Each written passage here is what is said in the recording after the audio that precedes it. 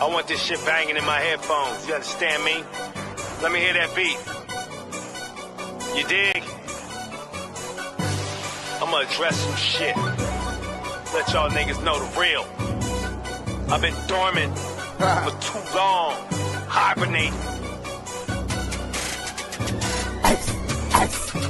Everybody want it, but do you wanna get it? I'm sick of all these niggas bullshitting. I'm sick of all these bitches. I'm sick of how these bitch niggas tripping. And how y'all get these passes to these snitches. Neighborhood crippin'. Dog pound gangsters in the building. I'ma treat these niggas like bitches. Throw them to the wolves and the vultures, the hyenas and my siblings. Damu, Kiwe conversation. The only place you gonna get it is the only place you gonna get Big U.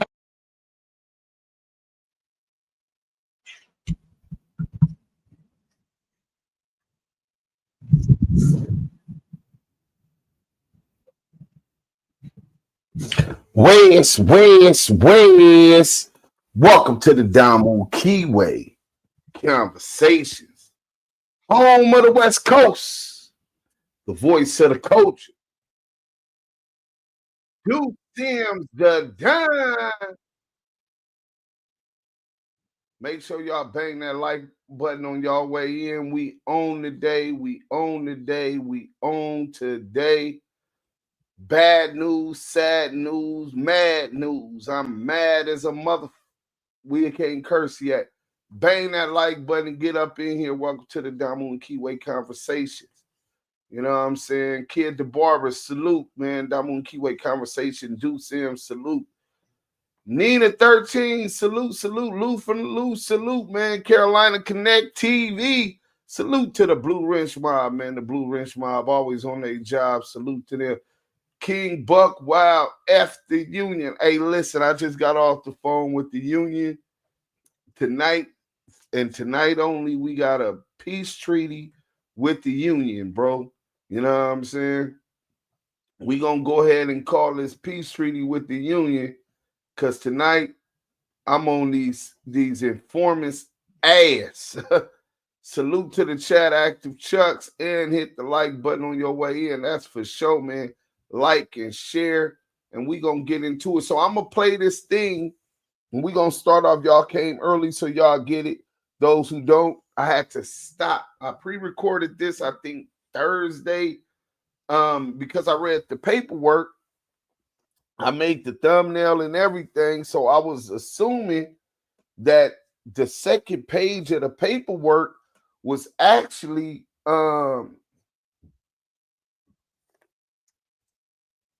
the second page of the paperwork was actually from the judge. I didn't even look to check to see if it was no signature.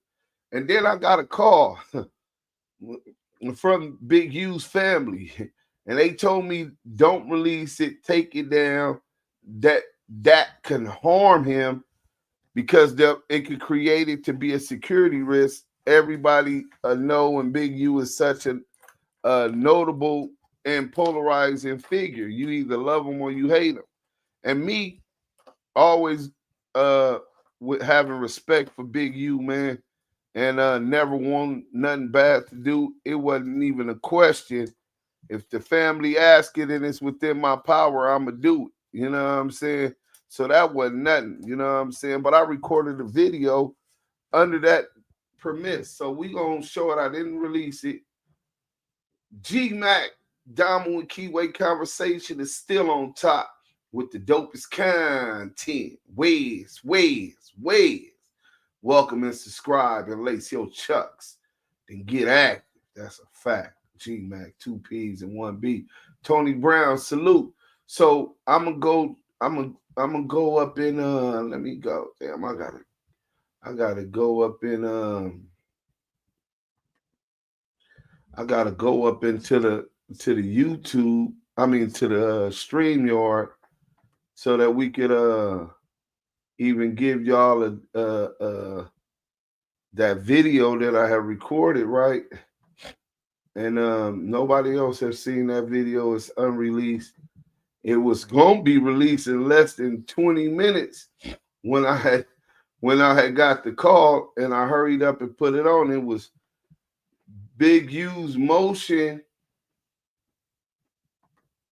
It was Big U's motion. This will let me grab some other stuff. I was looking for this audio, man, with Crackhead Eddie was pleading his case. That he had to do with You dig? I'm gonna address some shit. Let y'all niggas know the real. I've been dormant for too long. Hibernate. Everybody want it, but do you wanna get it? I'm sick of all these niggas bullshitting. I'm sick of all these bitches. I'm sick of how these bitch niggas tripping and how y'all get these passes to these snitches. Neighborhood crippin', dog pound gangsters in the building. I'ma treat these niggas like bitches. Throw them to the wolves and the vultures, the hyenas and my step. Damu, Kiwe conversation. The only place you gonna get it is the only place you gonna get Big U. Wes. Welcome to the Damu Kiwe conversation. Voice of the West Coast. The home of the culture. Or home of the West Coast. Voice of the culture. I don't know why I got my lights on. I don't know why it's still all frizzly. Oh, because that other light broke. My bad. You know what I'm saying? Let me try to fix this for y'all. Let's try to get this thing in here. You know what I'm saying? Try to get this thing up in here and fix that. But look, y'all seen that free Big U until he free Big U, man. I don't know what y'all believe a leader is supposed to be, but he demonstrated that time and time again. And I'm not talking about orchestrating gang missions and putting in work in the bullshit that y'all glorified in the streets Duse M was doing. I'm talking about giving these kids an opportunity to live life, better opportunities that he did, free of trauma. He tried his best to do that. He dedicated his life to those kids. And now he done lost his son while he's fighting for his life in federal detention, Metropolitan Detention Center. You know what I'm saying? And if y'all didn't know, well, y'all been up under a rock. We're going to get right into the content. Shooting we first brought you yesterday morning. A man killed in South LA on Halloween night is the son of a former rap executive and alleged former gang leader. 34-year-old Jabari Henley is the son of Eugene Henley, better known as Big U. Eugene Henley once managed Nipsey Hussle and is alleged to be the former leader of the Rollin' 60s Crips gang. Police say Jabari was shot and killed near Figueroa and 69th Street after he walked up to a vehicle and someone inside opened fire before driving off. Police say his father's gang ties are a major part of the investigation. Damn. Rest in peace to baby UiiE. And condolences to the Henley family, his wife, his son, Dayon. I don't even know what to say. Nothing can replace or heal them through this process of healing. For the rest of their life, they're going to feel that loss. You know what I'm saying? And Big U just requests one thing, and we finna get into the paperwork. A temporary release for funeral. So, Craig Harborough, that's his lawyer, plaintiff, United States, Eugene Henley Jr., ex parte application for temporary release to attend religious burial ceremony to the Honorable Court. Mr. Henley Eugene Henley Jr., by through his counsel of record, Craig A. Harborough and Peter Johnson, moves this court pursuant to 18 U.S.C. subsection 3142I for temporary supervised release from pretrial detention to participate in mandatory Islamic religious rites for his recently murdered son. This request is based upon the attached memorandum of points and authorities and the declaration of counsel. The government opposes this request. Respectfully submitted. The death of one's child introduction. The death of one's child represents an unparalleled human tragedy. The opportunity to attend and participate in the funeral rites is not merely a matter of personal preference. but a fundamental expression of human dignity recognized across cultures and legal systems. Mr. Henley and his children are devout Muslims. Consistent with their faith, the family must fulfill solemn religious rites prior to his son's burial. This includes the ritual washing, ghusl al-mayat, and shrouding, coffin of the body. Federal law explicitly provides for temporary release when there is a compelling reason. And no reason could be more compelling than allowing a parent to perform the last acts of love and faith for their child, both to say farewell and to fulfill mandatory religious duties at the time of death. See 18 U.S.C. subsection 3142. Get them likes up. This court has the statutory authority and judicial discretion to grant this relief, and courts within the districts have done so. See U.S. versus Walter, and they cite granting temporary release to attend a family funeral. Mr. Henley acknowledges the government's interest in ensuring appearance at trial and protecting public safety. This motion proposes stringent conditions, including continuous electronic surveillance, independent private security detail, a limited and defined itinerary aligned precisely with ISOC's religious schedule, secure bond, and cost bearing by Mr. Henley's family that fully address those interests while permitting Mr. Henley to undertake this irreplaceable act of parental devotion and religious duty. Indeed, Mr. Henley is seeking only to participate in the private ritual starting Friday morning, not the Saturday burial. To deny this narrow request would inflict an additional profound layer of suffering upon a parent already enduring the unimaginable grief of burying their child by preventing them from fulfilling sacred religious obligations and participating in a final essential farewell. This court has the power to mitigate this suffering without compromising justice or public safety. Statement of facts: murder of Jabari Henley. On the night of Friday, October 31st, 2025, Mr. Henley's firstborn, 34-year-old Jabari Henley, was tragically shot and killed in South Los Angeles. The fatal shooting occurred just after 11 p.m. near Figueroa Street and 69th Street in the Vermont Slauson neighborhood. Firefighters pronounced his son dead at the scene. Earlier that evening, Jabari Henley had been participating in a community trunk or treat event, an activity designed to provide a safe, family-friendly. That's so fucked up. That night, his family continued with Big U in jail. What Big U had previously started the trunk or treat to make it safe for kids on Halloween at Crenshaw High, and he was there. He leaves and dies a senseless death. We got to do better, blacks. Let's go, man. The environment for children and neighbors. After leaving the event, Jabari Henley had a quiet dinner with his family. Within hours, Mr. Henley was gunned down in a parking lot when assailants opened fire from a vehicle before fleeing. No one has been arrested for his murder. Islamic burial rituals practiced by Mr. Henley and his family. Mr. Henley and his family, including Jabari, practiced the Islamic faith. In Islam, care for the deceased is a sacred duty emphasizing respect, dignity, and swift return to God. The first step is the ritual washing, ghusl al-mayat. The body is washed a number of times with camphor or scented substances used in a final rinse. Next is the shrouding of the body, kafan.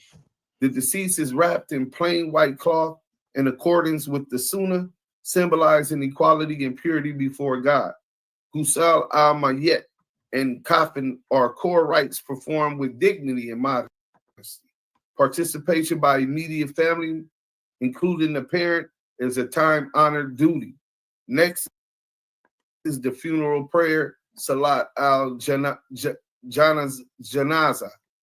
This prayer is a communal obligation performing standing without bowing or prostration.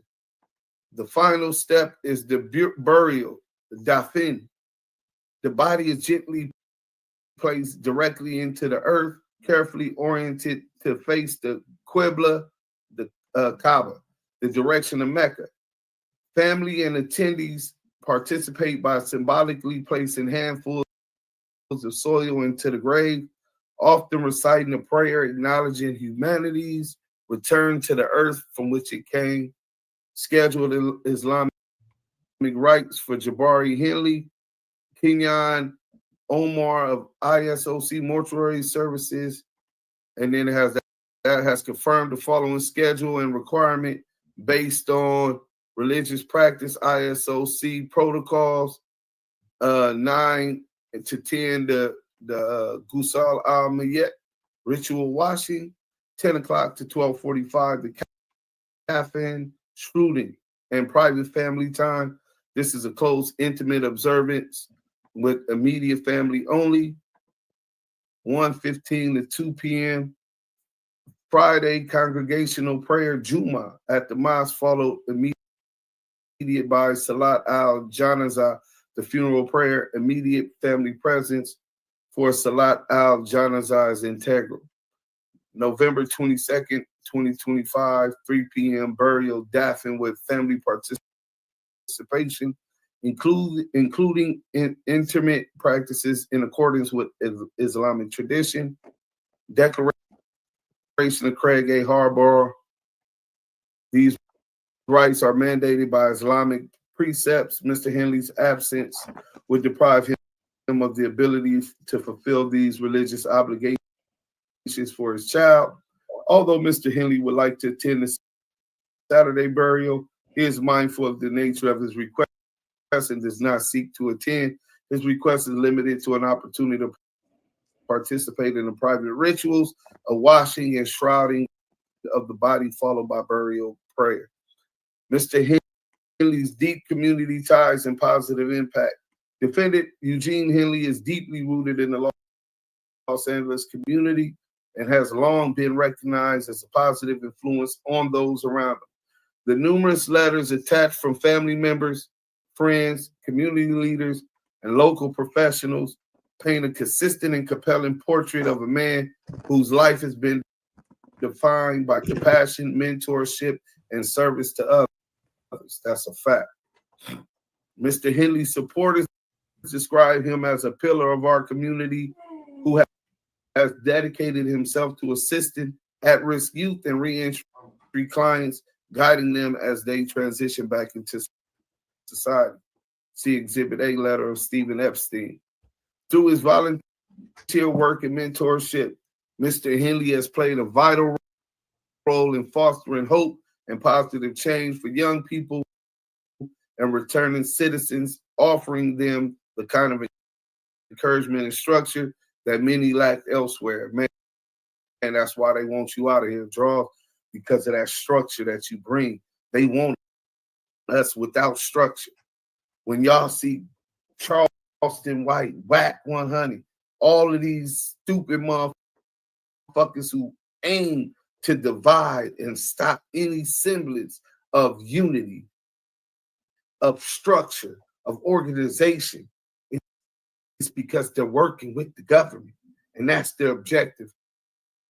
Because with knock off the head and the body falls.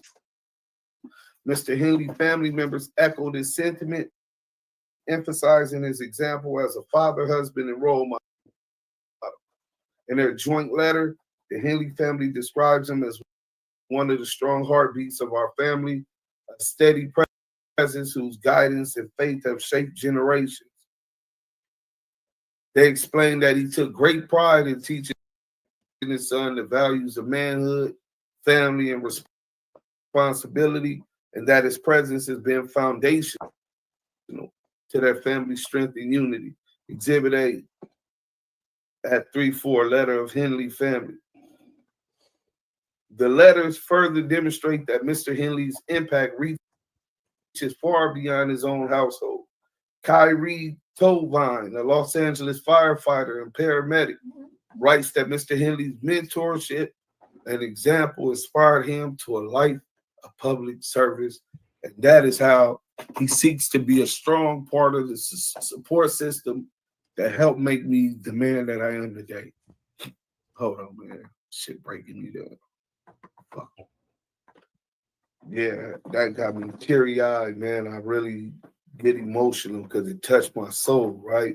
Because I witnessed this firsthand in the short time that me and him our lives were able to cross paths. Others echo these themes of leadership and compassion. Sharnio Shorts, a family friend, notes that Mr. Henley has taken meaningful steps towards personal growth, maintained good conduct, and expressed sincere remorse for his past actions, showing a commitment to rehabilitation and to becoming a better man and father. Exhibit A at 14. Leilani Dale likewise describes him as a devoted father, community mentor, and a man who values family deeply. Taken together, these heartfelt endorsements reflect not only Mr. Henley's enduring community ties, but also his broader positive impact.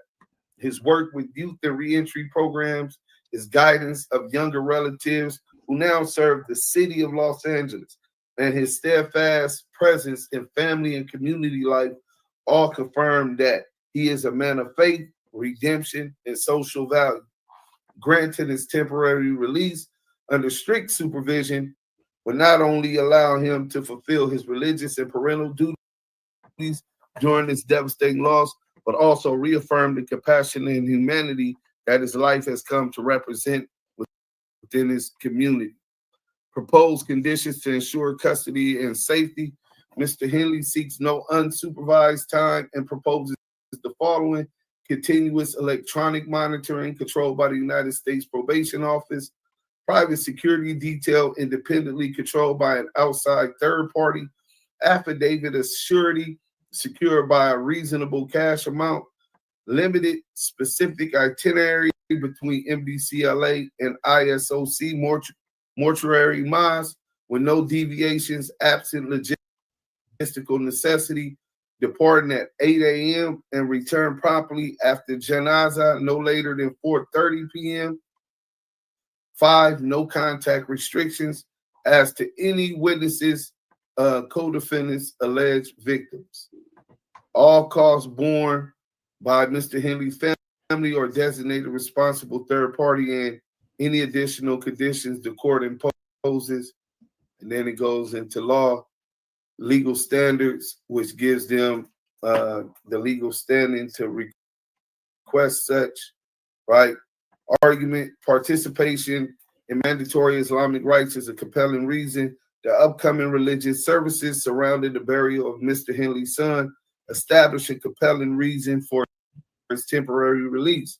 Islam prescribes specific funeral practices with immediate family participation, especially the parents. ISOC schedule confirms the timing and necessity of Mr. Henley's presence on Friday for the washing, shrouding, private family observances, Juma, and Janaza. Although Mr. Henley would prefer to be present for the burial, he is mindful of the time away of custody and is prepared to forego the burial services on Saturday. Horrible declaration. Denial of release will permanently foreclose Mr. Henley's ability to fulfill mandatory religious obligations for his child and to perform the last acts of love and faith in the moment of profound parental grief. Comprehensive supervision and fixed itinerary fully protect government's interests. Mr. Henley respectfully seeks temporary release under comprehensive, highly restrictive regime that fully addresses appearance and public safety concerns while permitting attendance at mandated religious rites.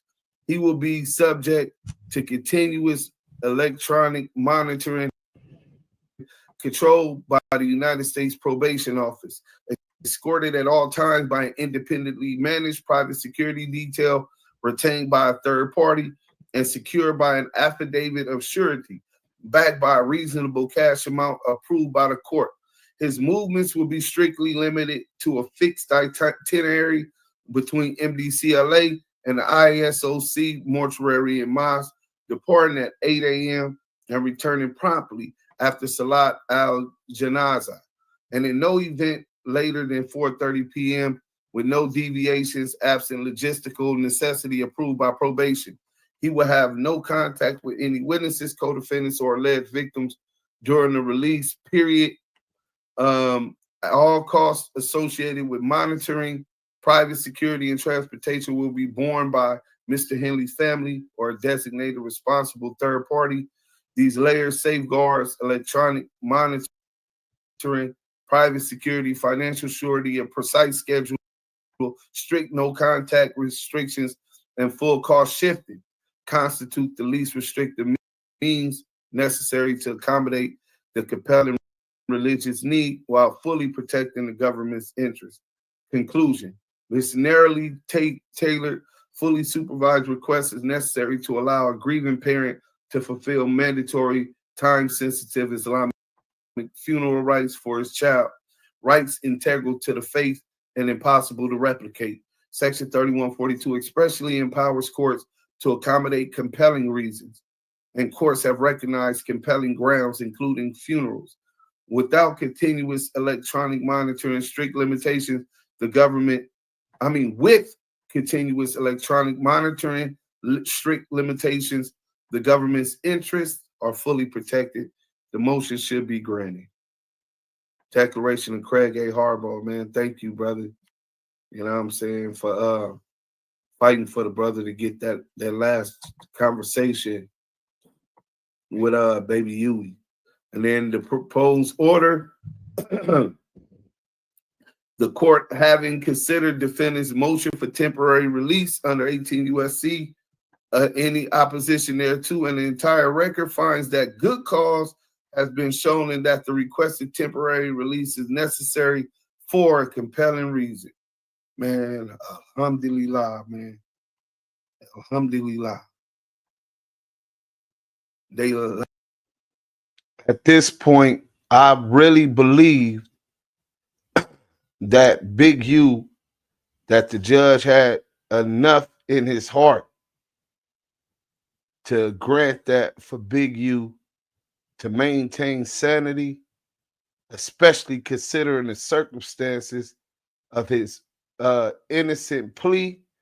I thought you were innocent until proven guilty, right? But really, you're guilty until proven innocent. They just explained how all of the only way such a motion should ever be denied is if it puts at risk public safety. They address all of the public safety concerns with a strict protocol to ensure that none of the informants, none of the witnesses, none of the victims would be contacted, threatened. He would have U.S. Marshals more than likely, as well as personal bodyguards that would make sure that he was monitored during performing the Islamic ritual and burial of his son, offering his son up to Allah, praying that Allah finds him up in paradise. Help guide him up to paradise with prayer. And I really thought it was, because I seen it, I read the paperwork, but what I didn't look at was the bottom, right? Let me see what the people talking about, and we gonna get into it. The bottom wasn't signed. So I got a call from the family. I made the thumbnail y'all see right now, right? I made it a couple days ago. All right. And free Big U, the Crenshaw District needs him. That's a fact. Kid the Barber, salute. This is Smoke Session Smoke. What up, bro? King Doodles, gang in here. Duse M, what's up, champ? The way Wack was defending that racist dude on Jumper justifies all his actions towards black men. They don't even care about their God or religious practices. They definitely don't care about anyone else's. The feds would be outside his crib 24/7. Well, he was never going to sleep at home. He was going to be just for the particular, he'll be on house arrest where they'll GPS monitor him with guards, everything. He turned himself in just for this. Salute kings and queens, prayers with the utmost blessings towards the homies. Salute Big U, East Coast in the house. What up? KM 2025K. Salute, man. So I get a call, and Big U family is like, look, take it down. I'm like, I ain't even released it yet. All I made was the thumbnail and put it on with the link to the YouTube on my Instagram to promote it so people come over there and hear what y'all just heard right now. They like, no, that might hurt Big U. They haven't ruled yet. I'm like, listen, I'm looking at the motion. And then she was like, the bottom, the judge haven't signed it. Look at the bottom. So she like, and he haven't been told about it, this and that. So I was like, damn, it doesn't have the judge's signature, right? So I said, maybe somebody sent me fake paperwork, but on there is Big U's lawyer's phone number. So I contacted the phone number and I was able to get a hold of Big U's attorney. And I told him I was Lamonte. You know what I'm saying? He didn't know who Lamonte was. I mean, yeah, he didn't know who Lamonte was. And so we got going. He like, but look, I don't know who you are, Lamonte. I said, well, Big U probably would call me Duse. He said, oh, Duse, you talk to the, yeah. You know what I'm saying? He was very familiar. You know what I'm saying? We need your help, or we're going to do everything we can to assist this brother. But hopefully the judge finds it within his heart to grant him. And I thank the lawyer for fighting, for trying to get this right. You know what I'm saying? And obviously this justice system ain't for us, it's just us. And just us meaning those who are in power, those 1% that control this country and their brethren. You know what I'm saying? Their people, you know. So I once I talked to the lawyer, he assured me that it was his filing, in that the proposed order that was left blank for the judge to sign was what he filed, so that if the judge, because I think it was Thursday or Friday, the assistant United States attorneys have an opportunity to reply to the initial filing by the defense, being Big U's attorney, what y'all just heard right now. Obviously, they filed objecting to the temporary release motion, citing all of this other stuff. I got some of that. We're gonna go into that first. So he says, but then Monday the judge make his decision on whether or not he's gonna permit Big U to do it. You know what I'm saying? So I'm like, oh, okay. So I'm reading this, interpreting it to believe that it already did happen. Come to find out, the judge haven't even ruled on it. You know what I'm saying? And then I'm going online and I see Crackhead Eddie. Just listen to what Crackhead Eddie was talking about. See, I told y'all these niggas can't read no paperwork, bro. And they don't do no verification. He's really illiterate. You know what I'm saying? If you listen to how he talked, the words that he used out of context, he might be a little dyslexic. Come from a different cloth. Salute, bro. You know what I'm saying? So let's get to that real quick, and then I want to read.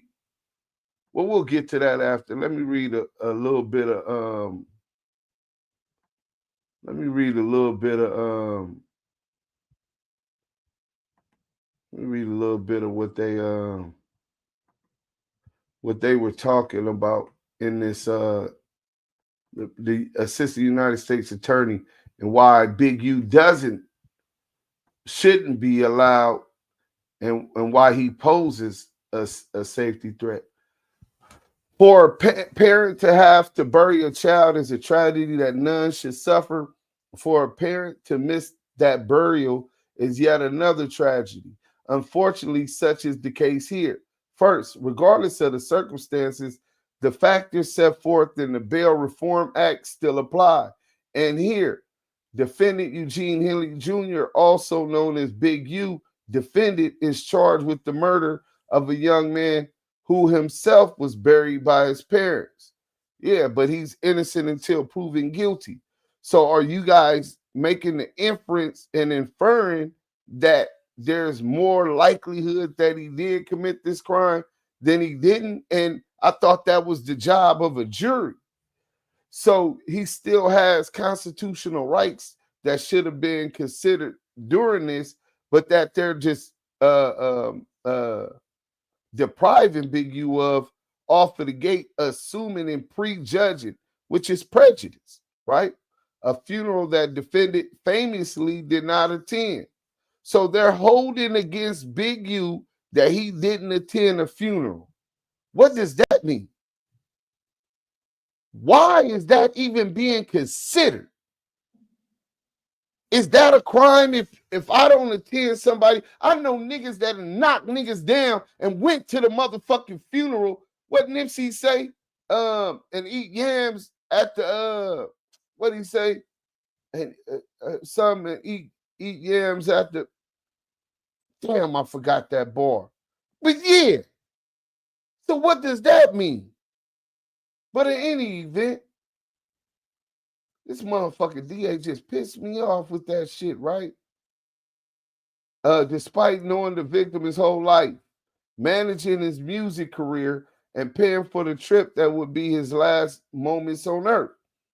Amidst the other vast and sweeping allegations in this case, the Bail Reform Act continues to demand detention based on danger and risk of non-appearance.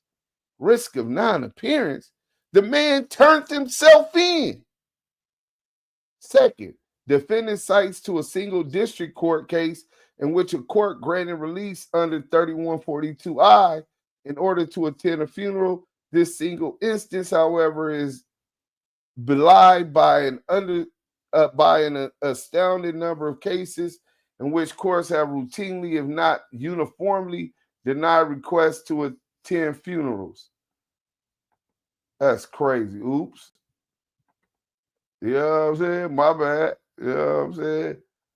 The content of those calls itself are also in violation of BOP policy, right?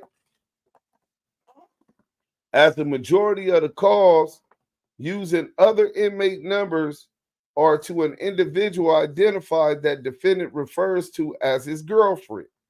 In those calls, defendant discusses how to thwart BOP mail policies so that defendant can receive illicit photos of her while incarcerated, as well as hiding those photos in legal folders while simultaneously engaging in phone sex. Defendant and his girlfriend have also devised a scheme in which his girlfriend will sign up for a single paralegal class so that she can visit him in custody, subverting MDC rules that only allow for immediate family or legal visitations.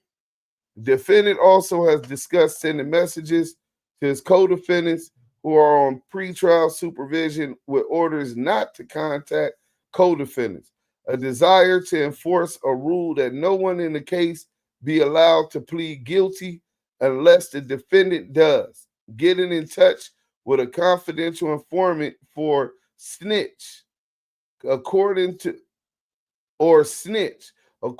defendant in this case, hiring and paying hundreds of thousands of dollars for a team of lawyers, investigators, and paralegals, despite defendant's current retainment of 2 CJA funded attorneys and otherwise coded communications. So if he had, let me tell y'all this real quick, right? If Big U, and I was in MDC LA where Big U is at right now, right? Hey, hold on. Goddamn Shay Skeleton. I hope the judge feels he's been thorough enough and grant what he's asking. He already lost his son. No, he denied it. That's what we're telling you, Nina. The judge denied it today. You know what I'm saying? Scandalous Los Angeles TV, salute to the GOAT. Salute to Scandalous Los Angeles TV. Eddie, stupid, dumb, and truly disloyal. Niggas want to be the first to know and first to tell, even if it's wrong information. Facts. Scandalous Los Angeles TV. Salute, King. Brackhead Eddie. Salute, scandalous kid. Repay. Enough about this scandalous guy. I don't know who he is. But salute to the union, man. I squashed beef today because I'm on crackhead Eddie bitch ass today. Nip said, eat yams at the repass. That's what it was. You know what I'm saying? To knock your son down and eat yams at the repass. You know what I'm saying? Laugh my ass. Oops, it's crazy. That oops was a chop. Hey, y'all is yeah, big you going to ADX Florence. Nah, he ain't going ADX Florence. First and foremost, I've been to MDC and they're very stringent on phone calls. So while they're accusing Big U of making three-way calls and using other people's phone, that's a goddamn lie. Minimum, they're taking your phone for 30 to 60 days. Minimum, if not 90 days to 6 months. Minimum. Big U's been on the phone regularly. So he hasn't subverted any kind of phone communications or using someone else's pack. These allegations, where is the substantial? He would have got a write-up, which would have cost him his phone privileges because they take security very, very heavily. The feds are still monitoring you while you're there. So they need to know if you get who you talking to. In fact, you got to submit a list to every number you're calling, and in the list is telling them who you're calling. Okay, this is my baby mom, this is my girlfriend, this is my homeboy, this is my lawyer. They need to know every number, and it's going to be on your pack list. Your pack list is unique to your CDCR number. So they know who's on the phone once you. So say right now, I dial the pin, boom, boom, boom, boom. Press 1, boom, dial the pin or dial the number, boom. Now enter your pin. Once you put your pin, they gonna match that pin with that number. So some other number, somebody else who tried to call that number, it wouldn't even go through. You know what I'm saying? So this sound like some OG bullshit that some more lies that the AUSA them pull up. Damn, okay. Steffi Weffy, salute. Kids, salute. Larry Jameson, salute. Man, I'm sitting in this hospital and didn't even hear you say that it was denied. Yeah, it's in the title. Damn, that's cold-blooded. Eddie did that shit on purpose. He knew what he was doing by saying that on the net. Crazy work. Bro, that's why I'm finna flame that crackhead-ass, miserable, scary bitch-ass nigga up today. Bang that like button. Big U smart. This ain't his first rodeo. It's just all bad for the big homie. So, you saying that crackhead Eddie, Big U smart. What that make crackhead Eddie? Crackhead Eddie knew what the fuck he was doing. You know what I'm saying? The same thing that the family told me is that they're going to try to argue it's a safety risk and all of this because everybody know, etc. Don't release that. So I don't release that. I don't release it, right? So Assalamu alaikum, people. Well, Eddie. Who say things can't happen? Who say that Allah subhanahu wa ta'ala can't make things happen? And I think the brother Big U should be grateful that they're letting him go to his son's funeral.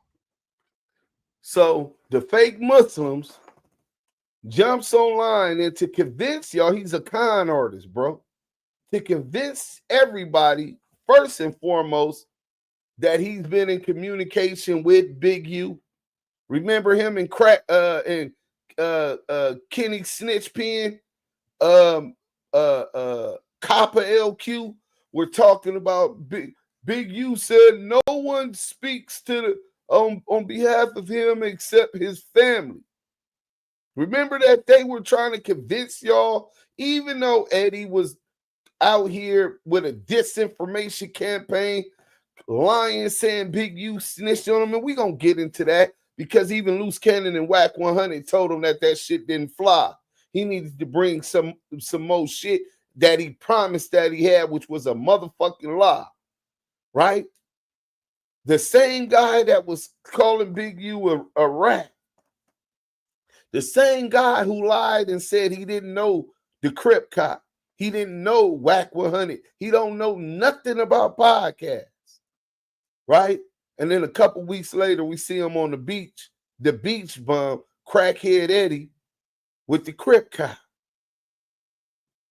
right? Then he steals money from Demon Time Exotic, but he's a Muslim. Then he steals money from another brother. We gonna play that video. Played on his thing. He's a con man. So he says, how can y'all say that there is no Allah subhanahu wa ta'ala? Let's play that again. This is how he baits you in to give himself credence. Using Islam, lying. The title is Big U have been given permission to attend baby UiiE funeral and he will be buried as a Muslim. Listen.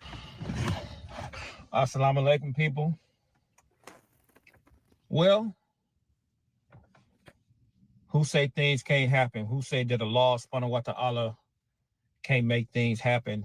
And I think the brother Big U should be grateful that they're letting him go to his son's funeral. And, you know, it's always alhamdulillah for that. And the reason I say that is because is that when you lose somebody behind them walls, especially a child, a brother or something like that, you guys don't know how that shit feel, man. That hit different. And I'm gonna tell you why it hit different. My little brother, may Allah be pleased with that brother. May Allah grant that man the Jannah. I caught my case in 1991, in December 26, 1991. And my little brother was living with me. My baby brother was living with me. He was living nowhere near the section or anything like that. But when I got caught up, he had to move back over there with moms over there on 10th Avenue. So my little brother was at work at Quick and Split over there on Crenshaw and Slauson, right there where Nip got killed at. My brother got killed right there in that same parking lot. It seemed like the same exact spot. And that shit ate at me so much because I figured that if I would have never left, he would have never been over there. Because, you know, I was living in Westchester at that time. He was going to Westchester High School and stuff like that. So my point being is this. Wait, y'all can hear that? You Press guys one if y'all can hear it. Can't even fathom how that stuff feels. You know, I can't even fathom that. One in the either, chat if y'all can hear the child, but audio. I can fathom losing a loved one, you know, and I wasn't privy to going to one's in the chat, funeral. one's in the chat. Let's get active in the chat. He has stipulations on his case. Yes, I do have the paperwork. You know me, I have the work. He cannot have no interaction with none of his co-defendants, have no interaction with no potential witnesses or anything like that, but he get to see his family. And basically, you know, a lot of other individuals he can see, and dudes who haven't seen him, you know, it's always alhamdulillah for that the brother man get to go see his family, you know, the son sent off in a proper manner. And like I said, man, it's like I tell dudes all the time, that like man, button if you're just coming in. The children doesn't have nothing to do with the sins of the parents. And I hope everybody understand that, you know, because some dudes be acting stupid, talking stupid and all that type of stuff. And dudes be like, man, why you defending Big U, man? I'm not defending that brother like that, brother. There's a fine line. There's a demarcation line you just don't cross when you're dealing with family, bro. You know, that man has a family. That man had kids and ain't got nothing to do with anything he had going on, bro. So, and dudes need to understand that on his highest level. So, you know, they're letting him out. We're going to see what goes on. We're going to see what transpires. From Allah we come, from Allah we shall return. And on that note, brothers and sisters, assalamu alaikum. You can get deals on gifts. So this con artist got his internet start, and I don't know why y'all be following him. He's a piece of shit. He's a dropout, rolling 60. Yet he done changed his name from Eddie Abdul to Big Eddieboy on YouTube again. Ain't that a rolling 60 crib name? So what, he banging again? Is that what's going on? You know what I'm saying? He talk about gang politics every day. I thought he was a Muslim. You know what I'm saying?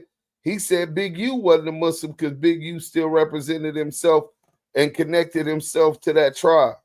So if you connected by calling yourself Big Eddieboy still.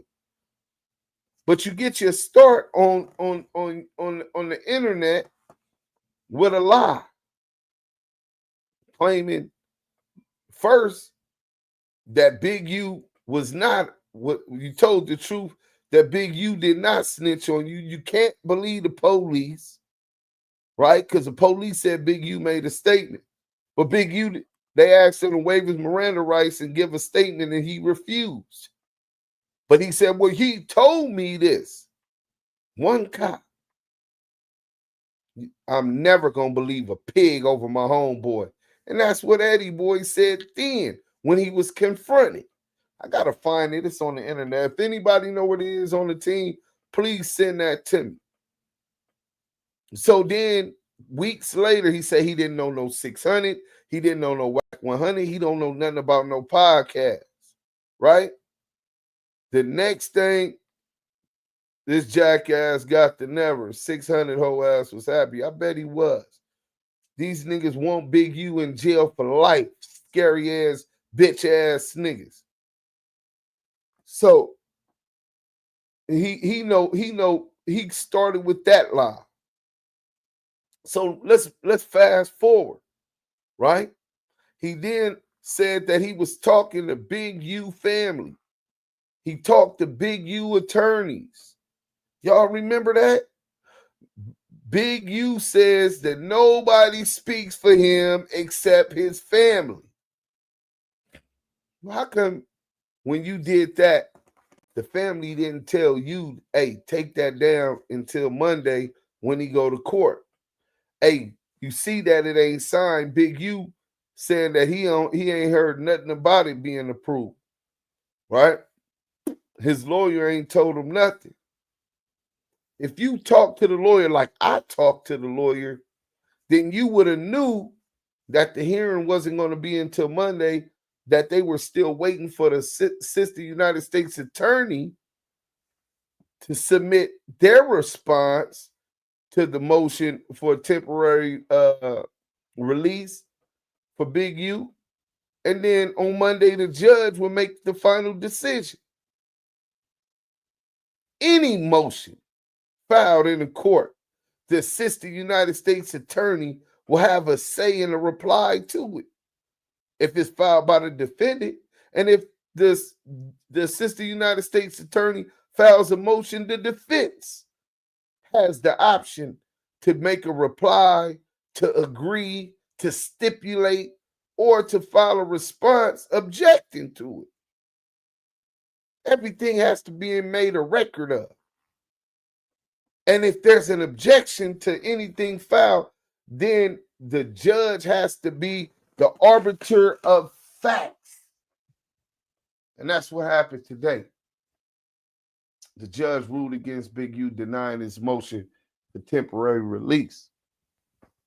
So that make you think like, okay, Eddieboy a liar. He's a thief. If you lie, you steal. If you steal, you cheat. That's how I was raised. But why would Eddieboy do that? He did what, 20-something years in the penitentiary? So you can't feign ignorance. Oh man, I didn't understand. I didn't do. No, you didn't seen enough paperwork. He had a hard time in that jail. And I'm quite sure they brought up the boy Tone for 111 paperwork on, right? So with all of that being said, why would he make this lie? Why would he go public with this and make it seem as if Big U was getting ready? That was Eddieboy plan to get them to turn Big U down. That's why he kept talking about it. That's exactly what it was, Mike B. Facts, Mike B. That's a fact, bro. So Let me see what we got, man. This shit pissed me the fuck off. You know what I'm saying? Dynasty Doe, salute, bro. You know what I'm saying? Let's see what we got, man. We on crackhead Eddie ass. And CS2 back proliferated it too. So did the Crip cop. The same culprits. The same ones last time we all heard. Well, I talked to Big U after that. But the last time the world heard from Big U, he said when they raided his house, they asked him about all this internet shit, and they was asking about Wack, Loose Cannon, and the Crip cop, Christopher Love boy. Let's get you got a lot of guys out there just do think ain't nothing gonna come back on. A lot of times, people that feel like they privileged because of who they uncles or daddies or brothers is. You know what I'm saying? What's good, y'all? It's your boy, the Answer Man. Big U gets granted leave to go to his son's the service. answer. You have Obviously, no there'll be a lot credibility. of nigga. 60s there and other elements that he's not allowed to associate with. Will something pop off? We've seen that historically, but if the feds are there, it's probably unlikely. So let's get to the details of that. Appreciate y'all tuning in. Yeah, that's good though. He can go to his son's funeral though. Like I guess Eddieboy was saying that he can't interact with because of court orders. He can't interact with pretty much nobody down there, right? Of course not. You are on a high profile federal case. Nigga, the feds gonna be there with him. It ain't like they letting him out. You think people, because I seen some people was like, yo, the feds gonna be there, it's gonna be less of attendance. Is that true? You think that's gonna be less people coming through? Yeah, because they already got your ass wrapped up. They already got you wrapped up. It ain't gonna be because of the funeral. Really, it's gonna be more of attendance because the scary that wouldn't came out think that Mike was gonna do something, ain't gonna do nothing because the feds is there. Hey, Wack, you smart as hell, bro. I can see that. Yeah, the scary that, you know what I'm saying? Because they gonna be like, if you do something, the feds there, and if they gotta rush Big U up out of there because of something you doing, tripping on me, the homies gonna trip on you. Damn. You see what I'm saying? Whoop, whoop, whoop, and you do that. And the feds react and hustle Big U out of there, and he don't get a chance to do that ceremony, right? It's gonna be like, you got the homie rolled up out of here behind it, and they gonna you up. So this is gonna be on their best behavior. So now that ordinarily wouldn't have came out, gonna come out. I'm telling you. Yup. So you think you know Wix, but do you really? Damu, Kiwe. First up, we've got Shake Video Masks. Yeah, no, that's true. I can see that. I can see that happening 100%. To go to his son's thing, man. You know that's a cold feeling, man. To know that you're going to go to jail, you ain't gonna never see your son alive on the streets again, bro. And there's some resentment there some guilt there because they wasn't on the best of terms. They wasn't? No, hell no. I'm the closest. Out of all his kids, I'm the closest to Jabari. Straight up. I don't give a me and his daddy was getting into it. I'm Uncle Wack. Chuck slurping his straight up. I'm saying when I saved his life, when they was going in the studio, me and Big U was getting into it already. You know what I'm saying? Saved his life and took him home. So they ain't he gets some guilt there. So it's good he can go and make his peace, as a Muslim with his child. Yeah, no, for sure. I think they already his son wasn't a Muslim, right? They all was raised Muslim. Now I don't know if he was practicing or what. He should have been in the ground by now. But the only reason why he ain't in the ground because they're making an exception because they was trying to get Big U clear. He will be buried as a Muslim. He will go to a Muslim cemetery. Believe that. When you think that shit gonna happen? Like Sunday, Monday? 21st or something, I think they told me. Oh, 21st? Oh, damn. Yeah, I think that's next Friday. That's next Friday. Because I can only imagine, you know what I'm saying? Like, I ain't lost no child, but shit, I got boys. Got my boy downstairs right now playing the game. Yeah, So, and then, what's really plaguing him is in the back of his head, he like, okay, was this a message to me? Was it a hit? Was it this? What it's about? Was the bar on some bullshit? Like, your mind get to going through all kind of trip trying to figure it out. You know what I'm saying? So that's his biggest mental trip. You know what I'm saying? But especially on a date that it happened, that Halloween thing. You know how they do on that day. Well, I mean, that's just the day they called him on. It just happened to be Halloween. You know, Yeah. it's cool. You can So wear you a mask. think that was like, because they said, like, I don't know, Eddieboy was saying how, you know what I'm saying, he was saying, like, yo, stay out of that neighborhood, walk the bam. I know some He didn't need hoovers to be came over out. there anyway. But that, listen, nephew did something. He always doing something.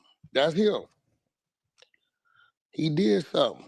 And, But let me ask you this, though, Whack, him walking up to a car, like that just, like, I that nigga don't ain't care if walk, you a lame, you that nigga walking ain't, up to a car. that nigga ain't walked up to no car. If he walked up to the car, he'd have been in the middle of the street. Yeah.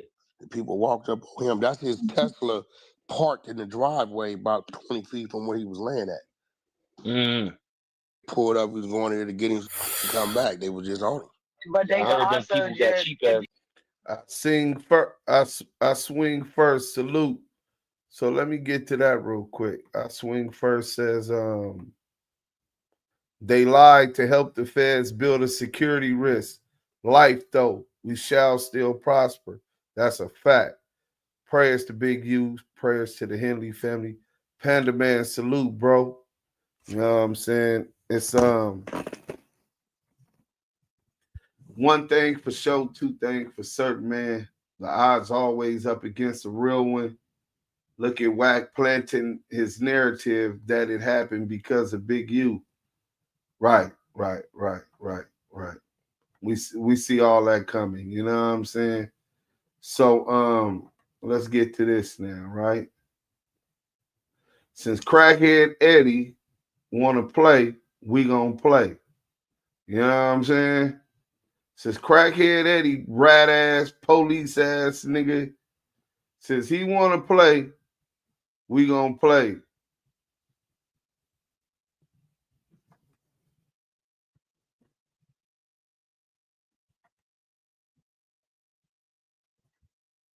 Rest in peace, baby UiiE in the chat.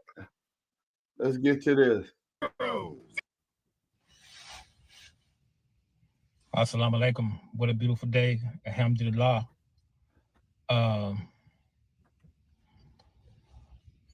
No credibility.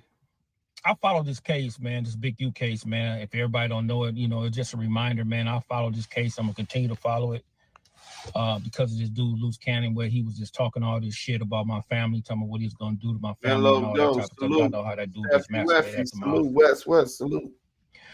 And I followed the case, man, and I pay attention to it. I dissect it. I analyze everything. I come to the... Hold on. I swing first said, none of our fam never called him Unc at all. Always was whack. Always was told to keep head on a swivel around him. Real fam always got some type of pics for proof he was close. Just a business member. Right. He was just doing business with him. He wasn't family. He wasn't close like that. You know what I'm saying? And that's one of Big U's closest family members. Let's go. Whatever I can come to the conclusion with, I try not to do no conjecture work. I try to go off the facts on what is presented in, on paper. And the other day, the judge, he found a good cause for the brother to get released, to go to his son's funeral. And he gave the prosecutor a certain amount of days to respond. Now, if the prosecutor don't respond in a certain amount of days, the order is going to stand. That's a lie. But y'all know how the federal government... Listen to how he's lying. He's saying that the judge gave the prosecutor certain amount of days to respond, and if he don't respond, then the order going to stand. The order was never stood. It was proposal by Big U's attorney. And anytime that a defendant makes a proposal to the judge, to the court, the assistant United States attorney will have a reply and a response to argue legalities and why that person should, they could concede it, or should it be released in this case, or this shouldn't go that way, right? And then the judge will be the final arbiter of the truth and of the facts and make his decision. He didn't tell them, oh, if you don't respond by this, then you don't. That's the obvious. That's just how procedures go. You know what I'm saying? You need to read the Federal Rules of Civil Procedure or the Federal Rules of Criminal Procedure, and you'll see that that's just commonplace. So instead of admitting that he lied initially, saying that it was already granted, instead of admitting or even claiming that he misunderstood, like I said it, or didn't check to see that the signature wasn't on the proposal, he went somewhere all the way left and tried to say that the judge gave them a couple days to do it, and now the DA had all of the say. It works, man. They on a high profile case like this, man. I was waiting for them to respond, and I was very shocked that they hadn't respond right away. But yesterday, they responded on the 16th. So by me reading the document, it's saying that they don't want him released. They saying that he's a threat to society. He's unwilling to follow the rules and regulations of the MDC policies by calling other individuals on his phone, calling 3 ways, using other inmates' phone time, and circumventing the system. This is what they says in the paperwork. And they also saying some other stuff that I'm not going to go into it, man, because I think that's personal with him and his family. But they did say this, though, about Rayshawn Williams. They said that even though they know it's a tragedy that a person lost their life, for any son, for any daughter, any parent to lose their kid, they're saying that Big U is charged with a murder of a person that he was in charge with, a person that he was taking care of, a person that he supposed to hold dear to him, and he's been charged with that murder. And they also said that how can he? That's a damn lie. Have basically that. See, now that's another narrative that they're pushing. Talk about Big U as being charged with the murder. If we pull up I'm gonna pull it up just to prove to y'all that he's lying, because that's a narrative that they're trying to push. They're trying to instill that in your mind. What they are trying to say is the murder is an overt act of the RICO, of the racketeering, of the criminal enterprise. They have not substantially charged him for 187 of Rayshawn Williams, whatever the kid name was, the dude that got killed in Vegas. Dude that was found dead in Las Vegas. Rayshawn Williams, I think. If I misstated his last name, please, RW, let's say that. Please forgive me. I'm bad with names. But he has not been substantially charged with that. Tomorrow, if they file a motion and they dismiss the racketeering and the RICO case, he is not charged for murder. It's being charged as an overt act in furtherance of the continual criminal enterprise. That's lies too. That murder is not on the indictment. That's a fact. It was the media blast to make him out to be a monster. They needed it for the RICO. That's a fact, bro. He was clear to that a long time ago. And that was a lie. You know what I'm saying? So this is what they doing, right? And they consistently come back and put on it. And people caught up in life. Life be life. Bills, work, family, problems, baby mama drama, kids drama, right? People got all that. Everybody don't have the time to delve deep into the case and see what's going on. Everybody don't even understand law. You just seen this big dummy who did 20-something years in jail, and he either can't read paperwork or he intentionally lied to push a false narrative, or both. You know what I'm saying? So in any event, why keep talking? The lies they spit need to be pushed back down their throats. Man, I agree with you totally, man. Today I was really in the mood for some Thunderbird and cherry Boulay, I ain't gonna even lie to y'all. And I don't even drink no more. And I definitely don't drink Thunderbird and cherry Kool-Aid no more. You know what I'm saying? But that's just the mood I was in today when I got the bad news. They keep saying that kind of stuff because they're trying to taint the jury pool. Facts. The more they put it out there, the more they think people will hear it, and they'll be on the jury thinking it already. That's a fact. Bruh, Eddie Girl, a bottom feeder, guppy, marked out of everything he introduces to. That's a cold fact, bro. Eddieboy make no sense. He don't make no sense, bro. Both. Fantasy. He a clear fed. All his videos, he warned in the 60s to get out while they can. Pay attention. He trying to say the ones he cool with while telling. CS2, Eddieboy, etc. All they do is push propaganda. Stop watching, sharing, and reacting to them. Attention is the most deadliest drug. Well, we need to call it out because if it stands uncontested, then it can stand as a fact. But where truth appears, falsehood disappears. And that's what the fuck we here for. Bang that like button. You know what I'm saying? Let's finish this up real quick. It's only a couple minutes. Let me grab my food. Got a potty? The release to go see his own son funeral, where when he was on the streets and he never attended Rayshawn Williams' funeral. So, you know, when you dealing with the feds, bro, they don't play fair, bro. I don't care what you say or nobody else say, man. If you have any type of dirt on you or anything like that, they're going to use that. Even if it's not true, they're going to use it. They're going to use everything they need to use, bro, to paint you in a bad light, irregardless of what's going on.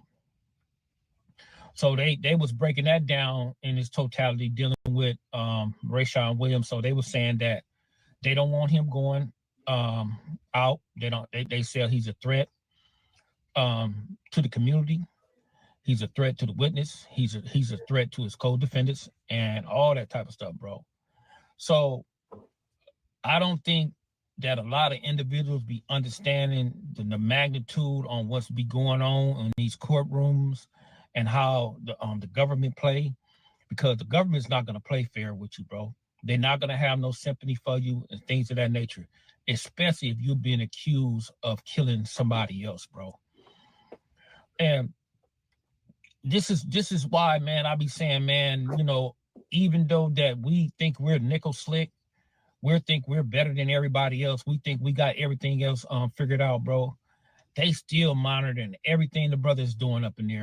How do he know everything that the feds is still doing? How does he know?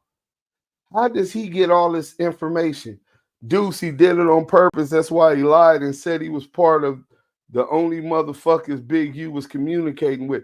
Yeah, him and Kenny Kingpin was lying. But obviously they haven't been in contact with the attorney the way that I have. You know what I'm saying? They haven't been contacted by the paralegal. Salute to her. They haven't been contacted by the private investigator. You know what I'm saying? Damn, I was supposed to get him some stuff today. But we working on it. Salute to Explosive Irritant F5V on Twitch, man. Follow us at Active Chucks on Twitch, man. We got to stand on truth because y'all too comfy with the lies. That's a fact, bro. So y'all would rather prefer that Big U don't have no one to expose the lies that these niggas is telling. It just stands as true for everyone to believe. And then the jury come and they just happen to go home tired. And then they seeing all of this stuff on YouTube. And then they YouTube Loose Cannon and Big U or Whack 100 and Big U. All of these things they hear. And then Eddieboy pops up with these lies. Y'all just want them to have that. Well, let me see. He said this. And Big U has nothing. That'll fuck up his right to not have to testify on his own behalf. That's a right he decide. He doesn't have to do it, but that's an option he got. That will force him to get up on the stand. Boy, he's trying to work his brother out. That's right, Renegade Duchess. That's his intent. Clear them lies the fuck out. How else they gonna lose credibility? Oh, and believe you me, they hate me. Thunder Chicken and Great Kool-Aid. Yeah, I used to be off that Thunder Chicken. They gonna keep lying. You right, Shad. If you know the government don't play fair, why you not playing fair with your own brother? Right. Sound like CS2, right? Sound just like them. Of course, they not going to play fair. The government for niggas like Crackhead Eddie and Whack working with them. That's a fact. Knows how the feds work with detail, but been locked up for years, right? He trying to marry in the state. He locked up in the state for 20 years, 20-something years or something. And but he know how the feds work. He trying to marry Chrissy Loveboy to his brother while he trying to please the Whack boy. Smushy Gravy. You right. Stay on their head, Duse M. Sagittarius Jones, 6027. Salute, bro. We finna get rid of Crackhead Eddie on that one. It's time to start exposing a lot of this weird shit Crackhead Eddie was doing. You know what I'm saying? And we got it though. You know I wasn't finna let him get away with that. So let's go back to the Crackhead Eddie trying to say this is when I bring Big U to Clubhouse. You know what I'm saying? You know what I'm saying? And we get on the Crackhead Eddie shit, right? Let's get on this. This was his response to the Crackhead Eddie shit. Let's go. This Eddieboy situation and these false accusations slander your character, right? So we got some audio and we gonna play that after you finish. But let us know what happened with that case. And earlier that day we put a plays. So my crimey called me about my half of the money that he was running the show. So how we used to do it, we'll show it. And then when they show it, we give them half, so we come back, we bag them, and then take them back to the rest of it. Quan was at my house. So I was already under investigation, right, for some more shit. So I used to jump out the back of my apartment and jump in my whips and get on where I'm going to go do what I go do, and come back. So we do that. I do that. Quan is in a whole other area when we go meet Al and them. But I don't go on the first meeting with them. Because my crimey had his own situation going with some of the other homies whose name I'm not going to mention, but he rests in peace, though. And he was in a wheelchair, right? So when they were seeing the situation, they seen and they felt like them people wasn't no good. So they backed up off of it. Me, Quan, Al, we all at my homeboy house. I called Big Bro and say, Big Bro, we get the call, they said, no go on that one, let's roll. So it's 4 crimies. Only 2 people went to jail. It's 4 of us. So stop right there. If I was gonna tell, nigga, I'd have told them the 2 niggas who got away. Anyway, now moving on to that. We pull up on the thing, I jump out, get cracking, boom, they come out everywhere. We get to running. I run back to the whip to try to get back in the whip. Boom, they spin off. I tuck and roll, hand on the handle. We get caught. They take us. I had just got shot up about a week or 2 earlier before that. So my leg was still bleeding. When they take us, they keep us for 72 hours and 72 and 8. You can only be charged in California for being in jail 72 hours. You got to be charged and know what your crime is. They didn't know what they was going to charge us with. They didn't get no gun, no money, no drugs. If you go look at my case, the only thing they had in evidence was my jacket. So at that time, it was a new law that's called the 115 law. Go back and look it up. It was a conspiracy law, the 115 law, and all that. So the police had to attribute a statement to me just to get us bounded over in court. They didn't need to attribute nothing to my crimey because they had him on recording setting up the deal. No way did he snitch. Never have he snitched on this case. No way.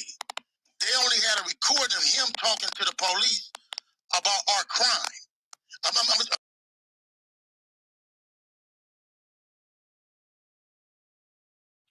So real quick, pardon me. I was hungry. Maria just brought me some Taco Bell. But look, he said never. Big U was so calculated, right? Never did Eddieboy snitch on me on that robbery. But it turned out to be the feds. You know, they thought it was a dope boy they was robbing for 50 yickins or something. And but it turned out to be a sting. Big U and Eddieboy, the only two to get caught. The other two niggas in the car got away. They don't find no gun, no nothing. But he say Big U never did Eddieboy snitch on him on that case. Key word. He didn't say Eddieboy never snitched. That's because he was waiting on that paperwork on Tone for 111.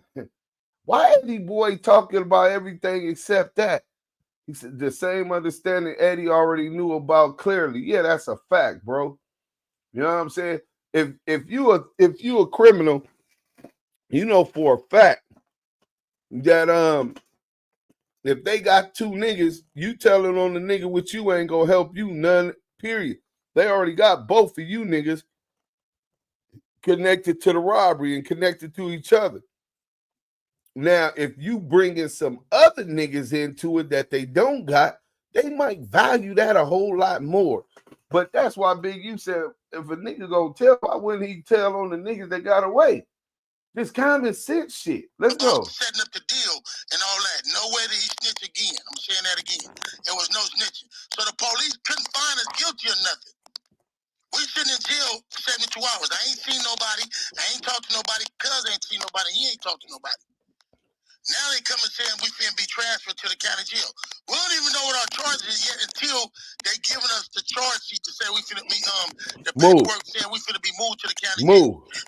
And if anybody know what California was back then, nigga, you wasn't getting nothing. They'd have kidnapped your ass back in 1981 and you'd have sat in jail for a month if they wanted to. We go to court, they bound us over. And if anybody, see, y'all younger than us. But everybody knows two places you wasn't gonna come home from. Pomona Court and Long Beach Court. So they bound us over with a statement from the police. Here go the problem with the statement. We never accepted the statement. From day one, I said that was a lie. From day one, we appealed it.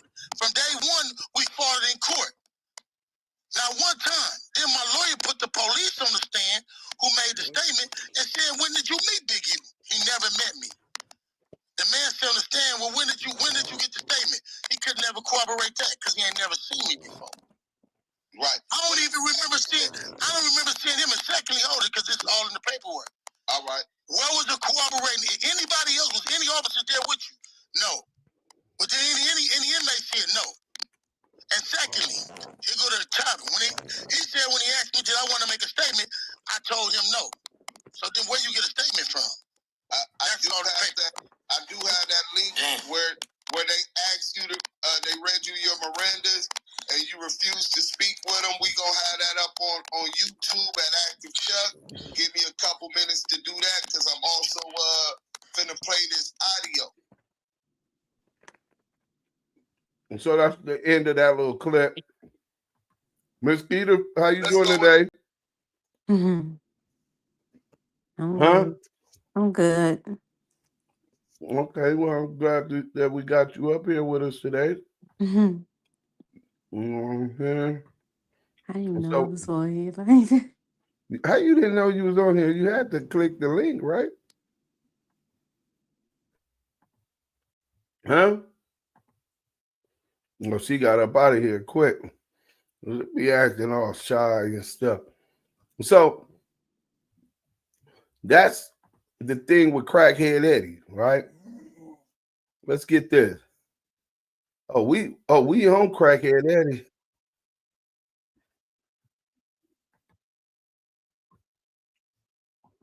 Listen to this rat ass nigga.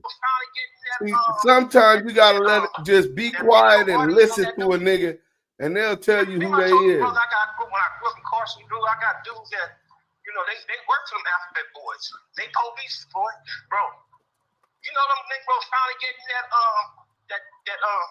that video audience on that dude up in there getting down, Kevin? Oh, is that right? I got it. Oh, damn. Remember I told you, brother, when I grew up in Carson, I got dudes that, you know, they work for them alphabet boys. They police, boy, bro. You know them niggas finally getting that video audience on that dude up in there getting down, Kevin? Oh, is that right? I got it. Oh, damn. Remember Remember I told you, brother, when I grew up in Carson, dude, I got dudes that, you know, they work for them alphabet boys. They police, boy. Bro, you know them Negroes finally getting that video audience on that dude up in there getting down? Tell him. Oh, is that right? I got it. Oh, damn. Remember I told you, brother, when I grew up in Carson, dude, I got dudes that, you know, they work for them alphabet boys. They police, boy. Bro, you know them Negroes finally getting that video audience on that dude up in there getting down? Tell him. Oh, is that right? And so there's Crackhead Eddie claiming that he got audio from his Fed partners that he knew from when he used to live in Carson. They alphabet boys. Them his friends. So CS2 back, a.k.a. CS2 badges, who pulled a badge on the Crips, a pistol and a badge on the Crips. Y'all, let me ask y'all this about CS2 back. If you in public and you got civilians in a parking lot and you pull out the blicky, the civilian, oh shit. The security lady is gonna call the police. We got somebody with a gun, right? You want to know why she didn't call the police? Because Whack 100 not only had his blammer out, he had his badge up. Hey, listen. You know what I'm saying? Hey, free Eugene Henley, Hannibal, Big U, draws. Don't do this. You want to die right here. Look, freeze. Hey, listen, I'm the police. Shut the fuck up, bitch. I'm the police with the blammer out. But anyway, he walking around with badges and the feds owe him favors. And this nigga got friends that's the feds, and they all pushing for niggas to go to the academy and join the military or the police. His homies, the ABC crew, whoa. Stand on the media, bruh. They would have been put that bullshit out. That's cap. Yeah, he lying, bro. Disinformation. The same shit that happened with that paperwork shit. But we finna get to that because Loose Coochie Ashley and CS2 back ended up figuring out that the nigga was lying, right? Dad's lies, right? And the same position that I initially took, that you can't believe no police over your homie. Now, Big U have waived his Miranda rights and made any statement at all, then a nigga could have believed. So he keep talking about getting his brother out, this snitch ass, rat ass brother. Nigga, your brother's a rat. Nigga, you niggas, it's genetic. It's hereditary. You snake ass, rat ass niggas, look at this shit. He admitted. But you gotta take in mind, my brother's 16. So when my brother, the police push up on my brother in the hospital, he give a statement, right? His brother give a statement on Monster Cody. They go get Monster. They catch you and they go get it. I'll come to the county, bro. But you gotta take in mind, my brother's 16. So when my brother, the police push up on my brother in the hospital, he give a statement, right? So when he give a statement, they go get Monster. They catch you and they go get it. I wonder if the people that his brother gave a statement to is his Fed buddies out of Carson. You know what I'm saying? The alphabet, his alphabet buddies back when he was in Carson, right? This shit is nasty work. When I say nasty, it's nasty. You know what I'm saying? You know what I'm saying? What's this one? Let's see what we got. Oh yeah, this is crackhead. This is crackhead Eddie getting pressed by Loose Coochie Ashley, Loose Lips Cannon. You know what I'm saying? Oh, y'all gonna like this and CS too bad. Stop playing. I don't know. I don't even know. Well, Give him 200. so okay. Really don't really give a shit. NSS4. My bad. We finna get to it right now. Bang that like button if you just coming in. Let's go. Faster. Damu. Shenanigans. Can you not put none of this up, man? We just having a conversation. Nigga, you don't control my media team. Talk to me, nigga. What you talking about, nigga? Clubhouse shenanigans on deck, nigga. You crazy? And Clubhouse shenanigans is in the hold on, one mic. Clubhouse shenanigans is in the room, so this is going on YouTube. So wait, what? The nigga Eddieboy was saying that my dad was on the case and he was telling. I said, send me the paperwork. No paperwork ever came. No paperwork existed. Do you get what I'm saying? So it's like to a point where it's like I don't really, because if a nigga's a snitch, he's a rat. I don't know my dad at all. You get what I'm saying? Right. The first time I seen him, he was in a jail cell. So it's like, and I was a kid. I was like 5 years old. Do you get what I'm saying? So I don't have no love for a stranger. I can't love a stranger. So my grandmother and my grandfather raised me. You get what I'm saying? Made me who I am today. So at the end of the day, it's like, I don't believe this shit. I think Eddieboy is a crackhead. And I think that Cosby, no, because he Crackhead Eddie. Yeah, no, on 6-0. Listen, I'm keeping it a buck with y'all. He owes $600, $400. So when he owed him $400 or whatever, he basically borrows money, don't pay niggas back. Say he need this for court documents and all the other stuff like that. Getting just money to get over and get a hit. You get what I'm saying? Right. He doing crackhead shit. So it's like, you know, I'm gonna call the nigga a crackhead because nigga is dental plans and you only got a half a mouth of teeth. Right. You doing all these workouts in the morning with 600, but you won't take your ass down there to the fucking dentist. I know your ass got some Medicaid or Medicare or something. Old ass nigga. Gotta have some Obamacare, nigga. Everybody get insurance for free.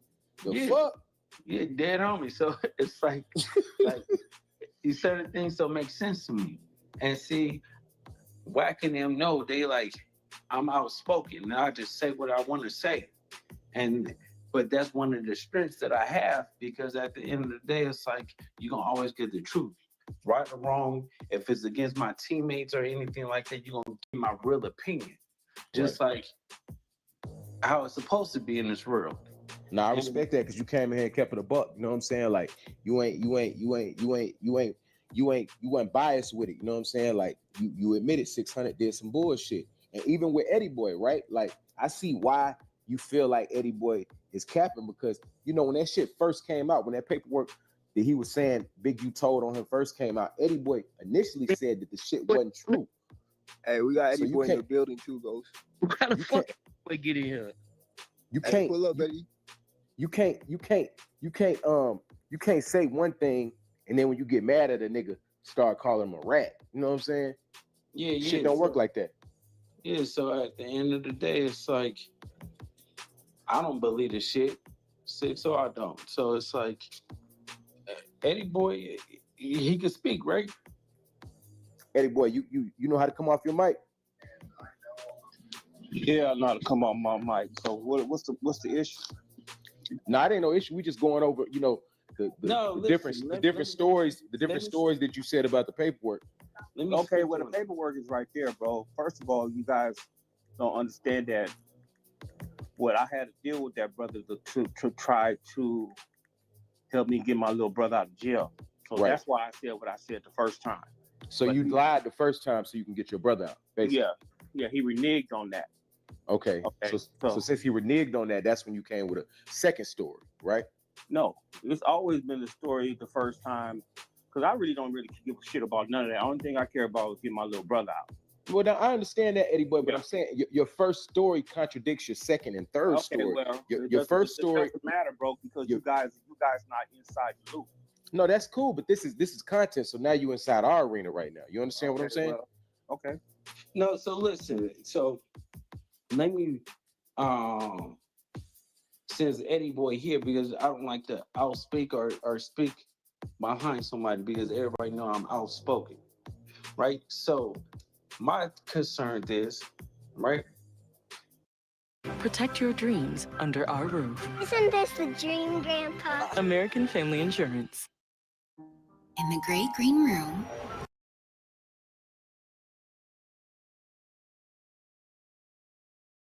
A statement was made. It wasn't made on the police report. It wasn't made on. Yes, it was made on the police report. You guys just don't have the police report. Okay, so it's been several months. Okay, well, I don't. First of all, bro, let me get this clear. First of all, you guys weren't even around in that era, bro. You know what I'm saying? And that brother know, and I know, and the brothers that's in my era, in my section know what went on, bro. In your section, what you mean your section? My section meaning that in my era, when I was a part of that, they all know, bro. All them brothers that was over there, all them brothers that I showed that to, they know, bro. Yeah. Okay. So listen, Eddieboy, this is what we saying, right? It's a difference between it's being said, because it's not like saying that I don't believe what it said, but I'm saying that it wasn't done on paperwork. Why it wasn't done on paperwork, bro? Go to you haven't read it? Have you seen it? I seen, yeah, of course I seen. So you have to understand that I know there's certain situations, right? But at the end of the day, it's six. So I don't believe. Okay, well, how it is, because listen, let me tell you why. Because I get stories, and then it's like, oh, Eddieboy asked me for some money for the paperwork at the court. Eddieboy asked me for this. Eddieboy say it's coming next week. Eddieboy doing this. Okay, well, doing that. First of all, don't you owe $600, $400? You guys want the paperwork, not me. I don't give a shit. But if he pays you $400, wait.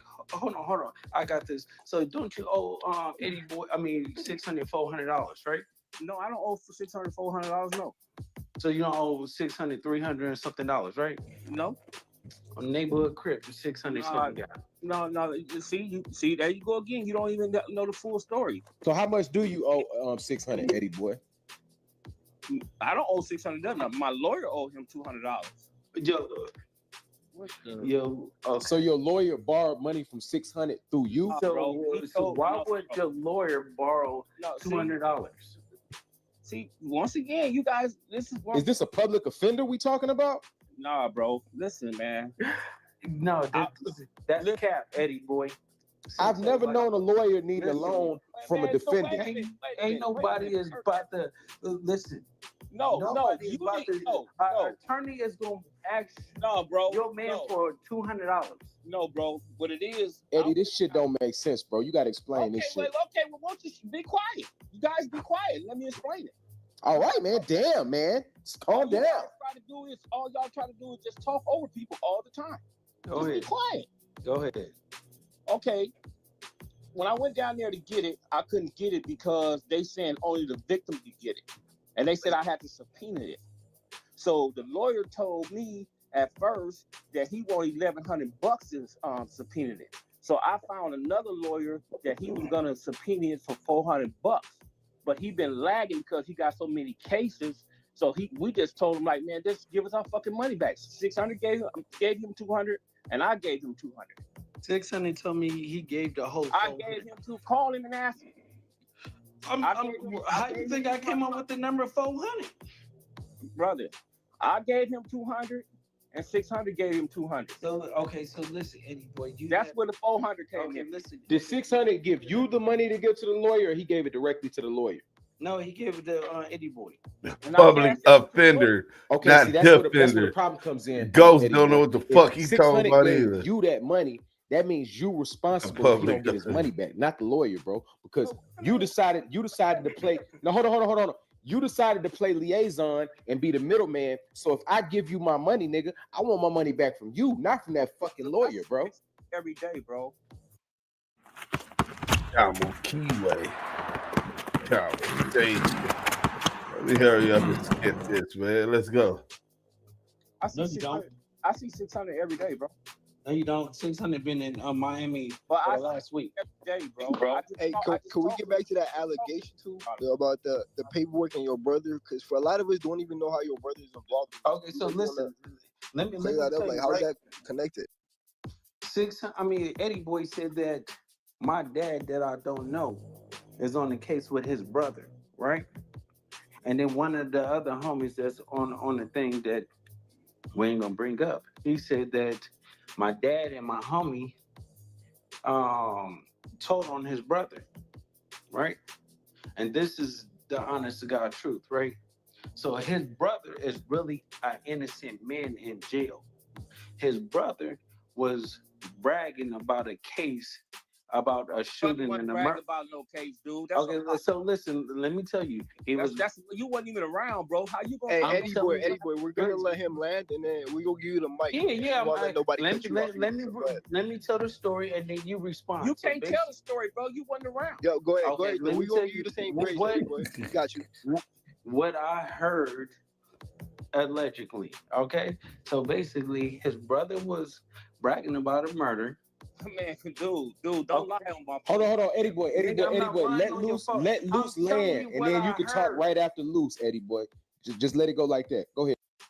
So he was bragging about a murder that he heard. That he was doing it. They had a reward for I think like $10,000 to $50,000. His best friend set him up and told the police that he did it, and what convicted his brother was the testimony of his best friend, and his best friend cashed in and got that reward money. That's not right. No, that's not right. No, his daddy is snitch too. Listen, bro. I don't need to be dropping no names on here. I'm not gonna do that. You know what I'm saying? Because some integrity is in place, but that's not accurate, bro, at all. Okay, so you already said Loose Candy Daddy, right? So you already said Loose Candy. About your father. Yeah, listen. This is how the internet world started when a came and said that. Okay, but it wasn't. Bless me, you. I don't say nothing about your father, bro. Okay, but nobody presented paperwork. Once again, brother, you speaking on things you have no knowledge about, bro. If you want to see something, or I can give you the case number. I've been asking for it. You can go through it yourself, bro.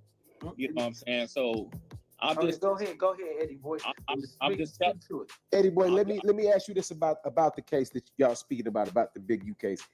The statement that you're saying that Big U said, right? Did you hear him say it with your ears? I'm gonna hear him say something, brother. I wasn't in the interrogating room with him.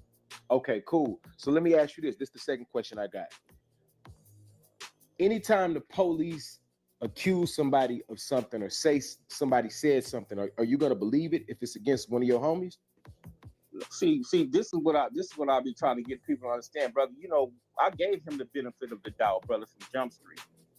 Right. Listen to this from the gate. Hypocrite. Okay. So what made that change?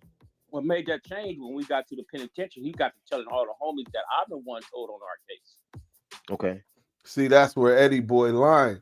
Big U never told them that he told on that case. He was on him about telling on Tone from 111. But he's saying that he gave Big U the benefit of the doubt and that don't believe the police, like he said on the video. You know what I'm saying? When we first heard his voice, when we first heard him on the internet, it was a voice, and he said that, nah, man, you can't believe the police over your homeboy. He didn't sign no but now he's doing that, and he said, well, what changed? Oh, he started telling people on the yard, I told on our case. No, he didn't. He told them that you told on Tone for 111. Let's go. That would make a change. Okay, so this what most people get lost at and you confuse us with, right? Okay, so y'all was in the penitentiary. You saying on the same yard? You saying Big U on the same yard, and then once I left that yard, I went to another yard. Then Right. he's telling the homies that I told on our case. Okay, boom. Now he's telling the people that he told on the case. Cool, right? He Right. gets out, you get out, both of y'all on the street. You do a phone call where you're saying, nah, the brother, Big U, man, he's a beautiful brother and all this stuff. I didn't say he was no beautiful brother. Well, you said some stuff along the lines of that. I know I did not. I didn't say nothing along that. You definitely said on that phone call that he didn't tell on you, right? No, I did not. You cleared his name. Hold on, Eddie. In that first conversation, you cleared his name. So why? What changed? That's what I'm trying to figure out. So let me tell you what changed. What changed was Big U promised him an affidavit from my pops and one of the other homies to take the case. Right. And when he didn't deliver that, brother, that's not. See, ain't nobody want nobody to take no case, bro. What are you talking? Okay, you wanted him to make a statement, right? No, brother. All we want, me and my lawyer, all we wanted is for dude just to go back, because Whack. The one dude could just say he already got found guilty. Don't speak on Whack because Whack is not in here. Okay, Whack don't have nothing to do with it. I'm gonna speak on the things I have knowledge about, bro. Okay. I'm gonna speak on things I have knowledge about. I don't speak on things I don't have knowledge about. So the individuals, all they had to do was say my brother wasn't there, and he wasn't there. Ain't nobody said give up no names. Ain't nobody said nothing. Just to say my brother wasn't there, and he wasn't there. That's all we asked for. We didn't ask for nobody to give up no names, no nothing. Okay, somebody call Whack because Whack, I got the content. Okay, you call it. Yeah, somebody call Whack in here. Scammers demand payment with gift cards. Don't share codes or personal details. Let's bang that like button. Bang So that tasty. like button.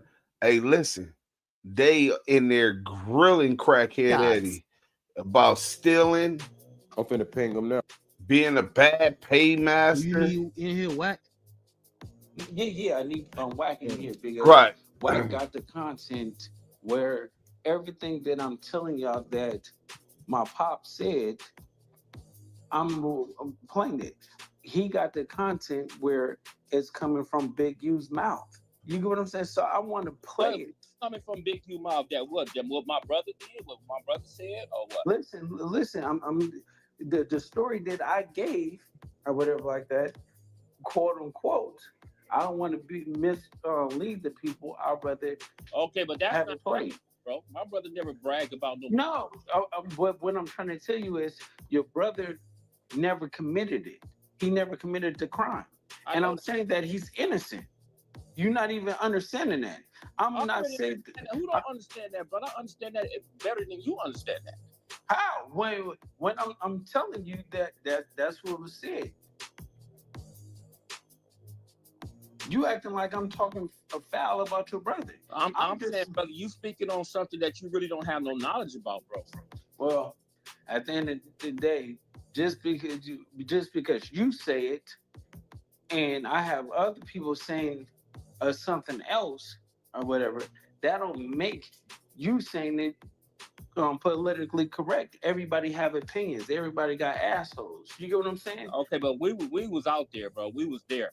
So only ones can really speak to that is the brothers was out there in the field at that particular time. Okay, right? So my dad can speak about it, right? Your father can say with his version all he want to say. Okay, so I got that version. Okay, your father can say what he want to say, but I have something to back that up, though. Okay, so listen, it's content, right? I have that. And because everything is not content, bro. Everything with that stuff on. How you brought it to the internet, nigga? No, I don't know. Fuck, it's not content, cuz. Like how you say? Listen, Eddieboy, how do you say it's not content, but you brought it to the internet? What did I bring to the internet? Nigga, you brought the internet the shit that Big U is telling. You get what I'm saying? He told on that has something to do with me and him. That don't have. Okay, so listen, but you brought it to you and said the reason why you got caught on that phone call is because of you was trying to get your brother out with the affidavit, right? You brought that to the internet. Okay, but that's all. That's it. That's all. But nobody need to know about that case, bro. Listen, your brother didn't do anything. This is what I'm telling the people. Okay, but you don't, bro. You don't supposed to speak on that period because you don't. How is it? You spoke on it. You, bro. If I'm on trying to get an affidavit from my little brother, that's it. That's all. I'm not gonna go in details on what is what and what is this and what is that, bro. But Eddie, once you bring it to the internet, you don't necessarily have to go into the details because other niggas is gonna dig into it and find out all the details. It's public record, you know what I'm saying? But once you bring it to the internet, it's a topic of a conversation and it's content. But, I tell you what, bro, go dig into it. You'll go get all of it. You'll get to the bottom of it. Okay, we got another question for you too, Eddie. What happened with Demon Time Exotics, man? When he said you ran off on him with his money. Like, what happened with that situation? What do you mean I ran off with his money?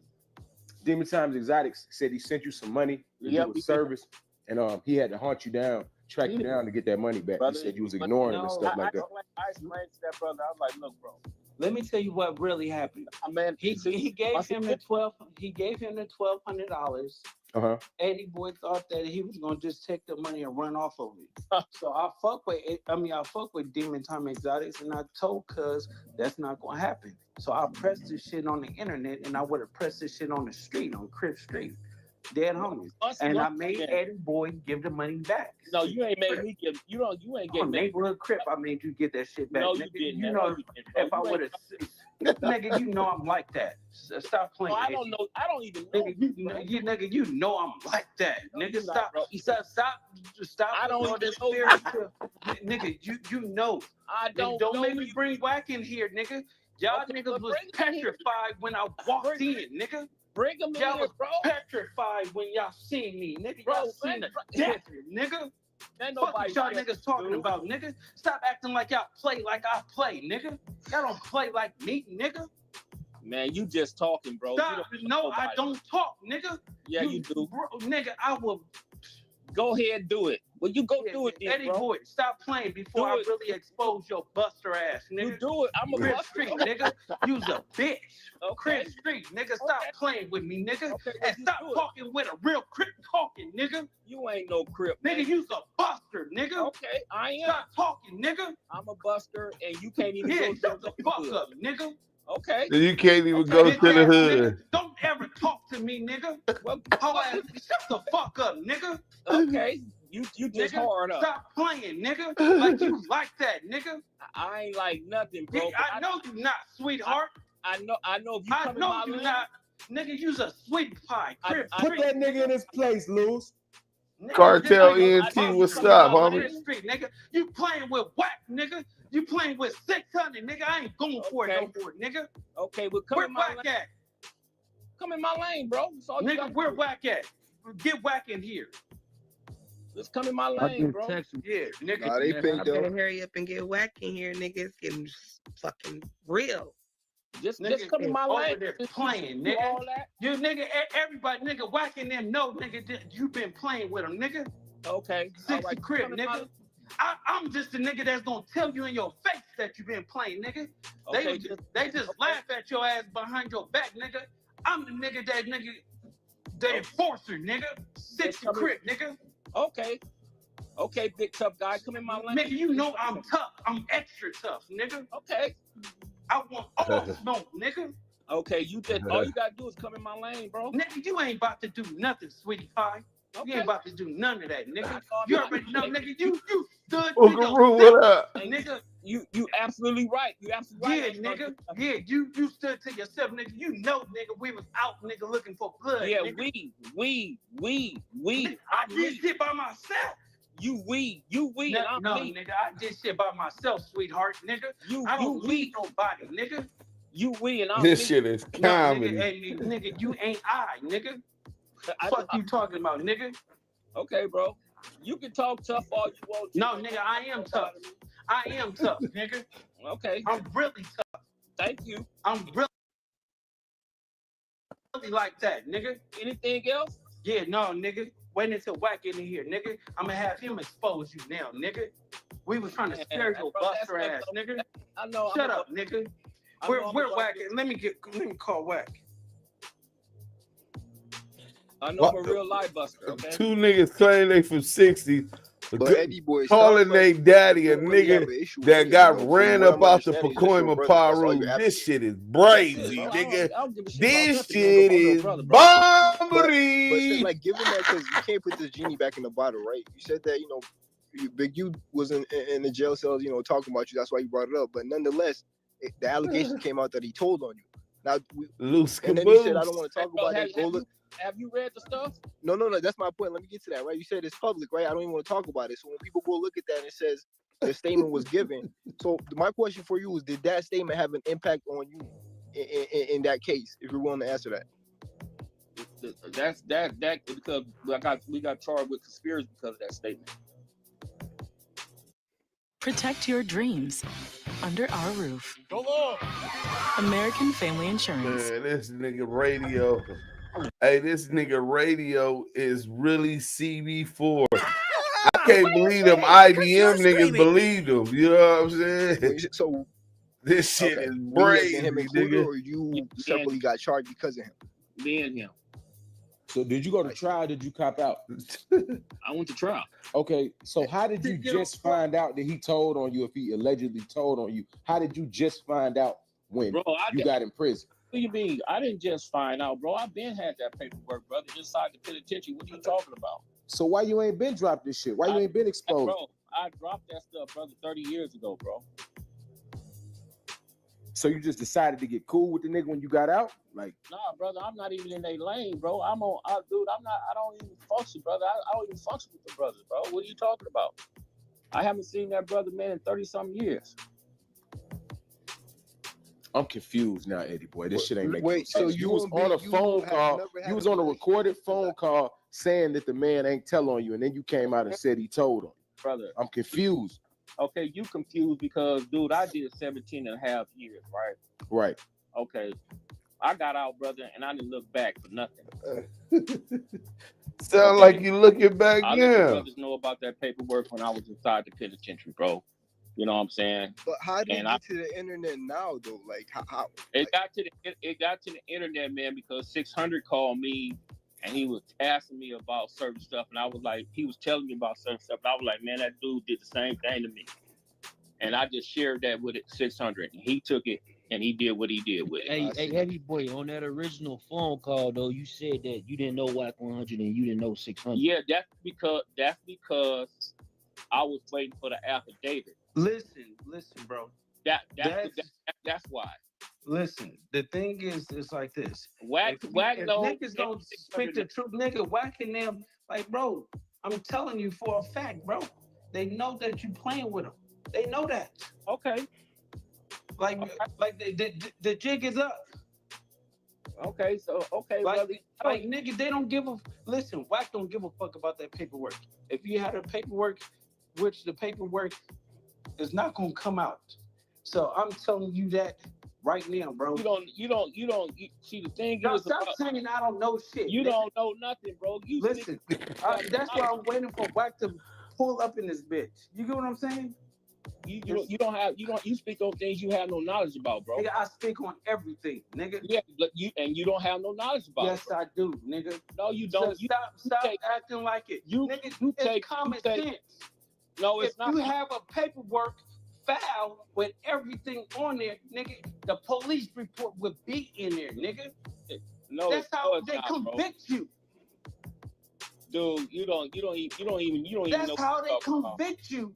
So they don't convict you with the paperwork. They convict you at the trial. Statements. They convict you with statements, nigga. With at statements the trial. and on paperwork. At trial, bro. Okay, so you telling me that you and Big U go to prison? He didn't get no time off. This is probably the first time he went to jail, right? No, that's the first time he went to jail, bro.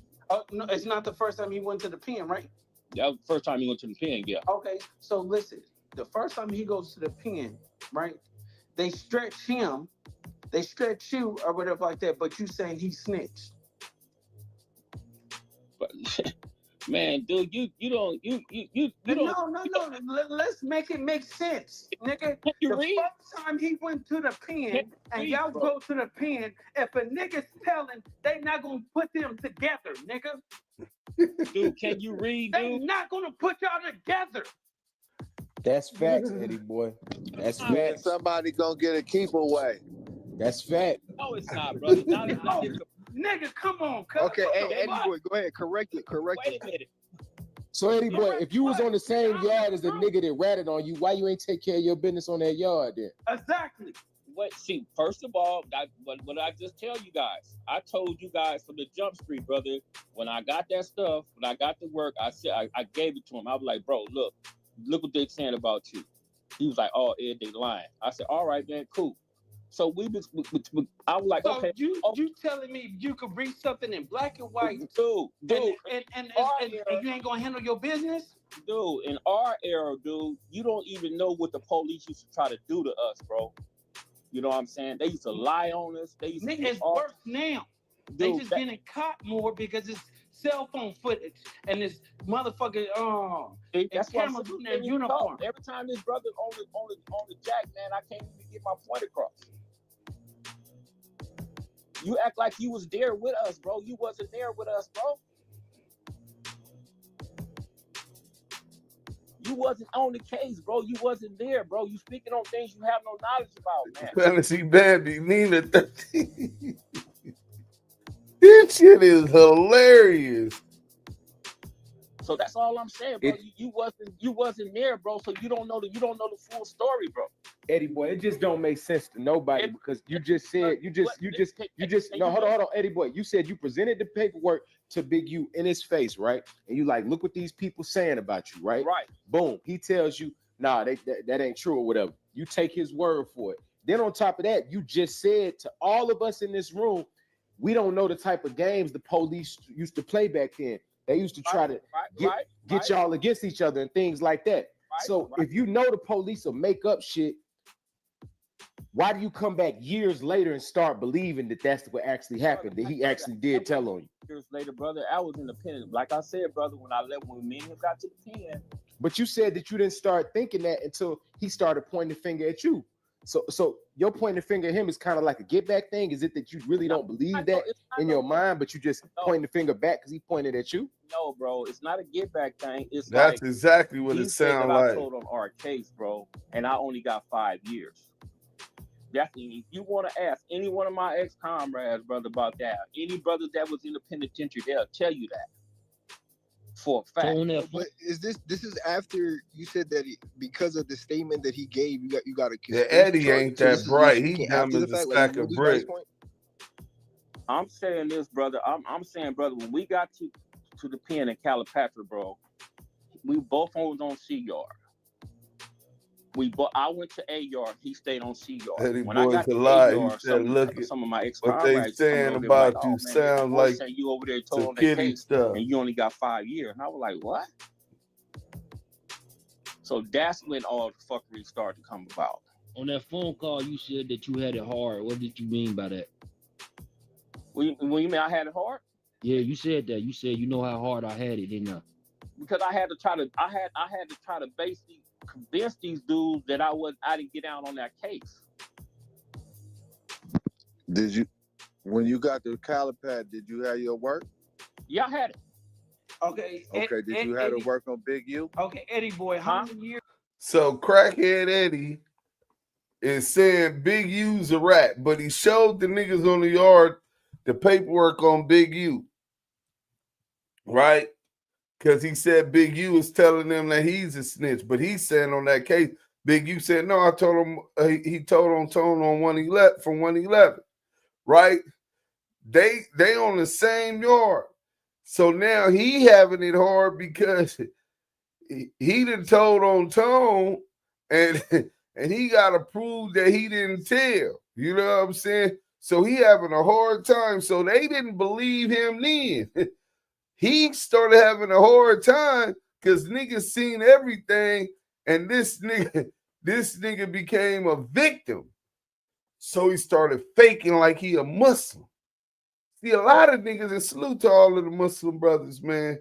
You know what I'm saying? That really believe it, took their shahada, la ilaha illallah, Muhammadan Rasulullah, right?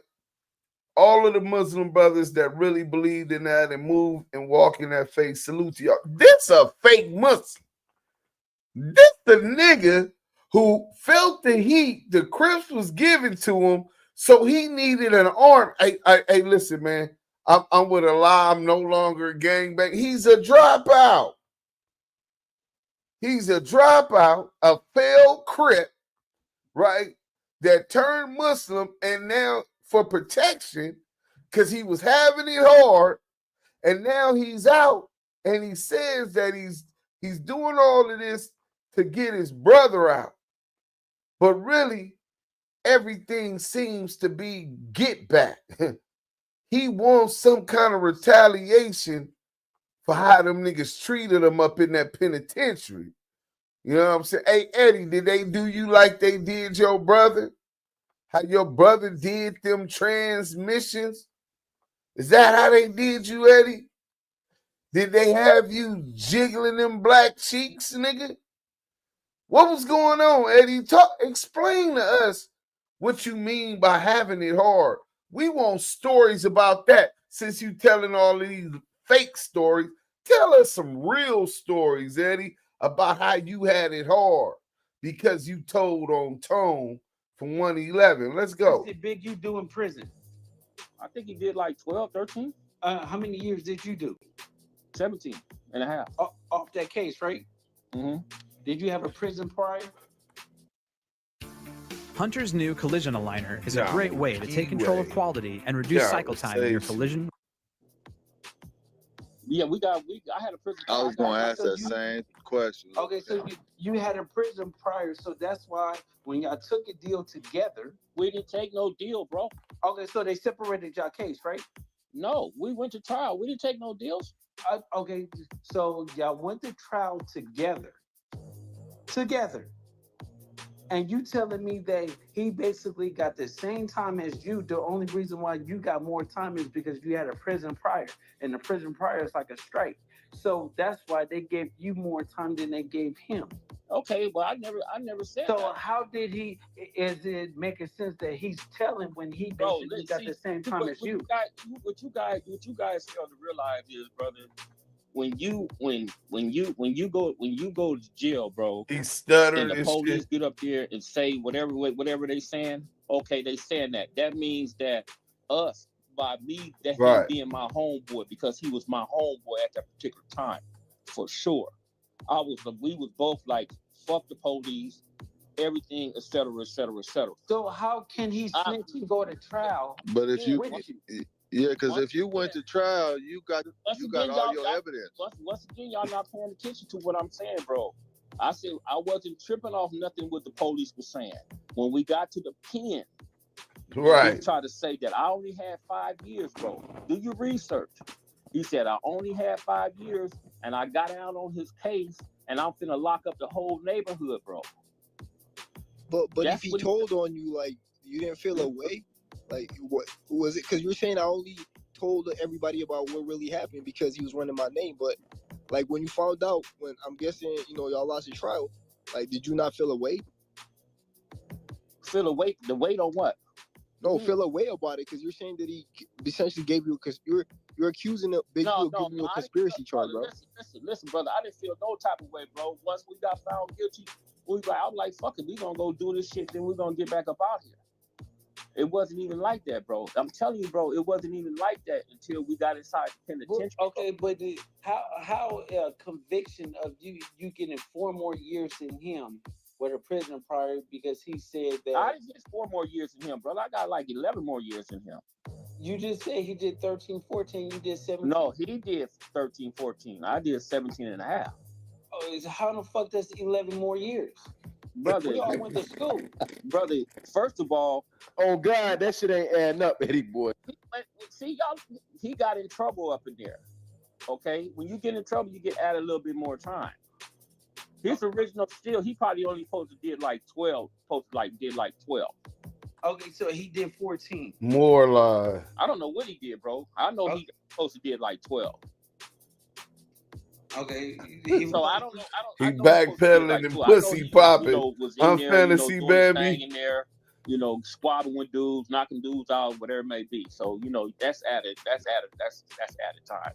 Okay, Yeah, so they wanted it's to be added Big U. time or whatever. But when you go to prison, you can get your time back if you're good for 6 months. Not if you go to the shoe, bro. Yes, I went to the shoe. Okay, well, if you go to the shoe, bro, sometimes you ain't gonna get that time back, bro. You will always get your time back for good behavior. It don't matter if it's you did a year or whatever. Like your punishment is going to the shoe. Your punishment is not going to the but yard. if you fucking up, dude, we was up in there fucking up. It was a different era up in there with us, bro. Okay.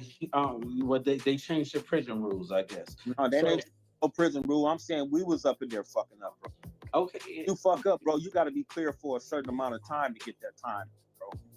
You either gonna get a 115 or 128.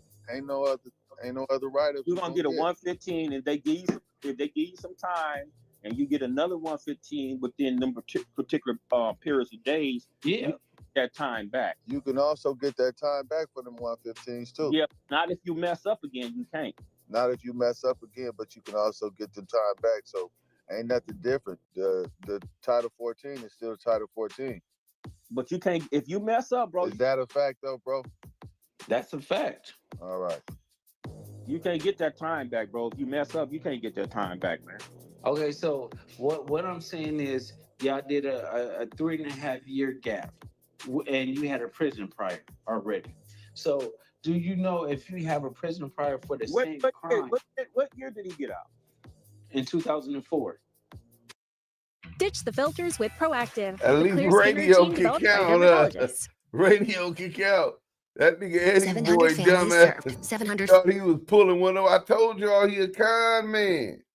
This nigga's a slow ass con man though. He's a bad con man. 5 more years in him. Okay, so you did 5 more years because we both had halftime. Right, but Luce is saying you did that because of your priors, not because of Big U. Though, can you clear that up? Now, what do you mean did that because of my priors? I'm not tripping off how much time I got, bro. That don't have nothing to do with it. No, what I'm saying is, did you want Big U to do more time? Makes sense. Did you want Big U to do more time? Hold on. Y'all both. Oh, this nasty work. When did he get out? That nigga said, did you want Big U to do more time? Yeah, that's why we here right now, nigga. Okay, he got out. I got this 5 more Eddie years. cocaine. Okay, so you did 5 more years. Does it daily prayers on YouTube talking EU pop. But Luce is saying you did that because of your priors, not because of Big U. Though, can you clear that up? Now, what do you mean did that because of my priors? I'm not tripping off how much time I got, bro. That don't have nothing to do with it. No, what I'm saying is, did you want Big U to do more time? This makes sense. Y'all both went to trial. A snitch takes a deal. Y'all both. Listen, you guys. Listen, you can't say he's a snitch, but he went to trial and got buku time. A snitch cuts a deal. You guys missing the whole point, bro. Didn't nobody say he got on no stand, bro? I never said that brother got on no stand. No, he's snitching. Brother, I'm saying that the police said that he made these statements, bro. That's what I told you, brothers, man. So, is it fair to say this whole Big U paperwork campaign is more so a 600 campaign, personal. not yours? No, it's not personal. It's not my campaign.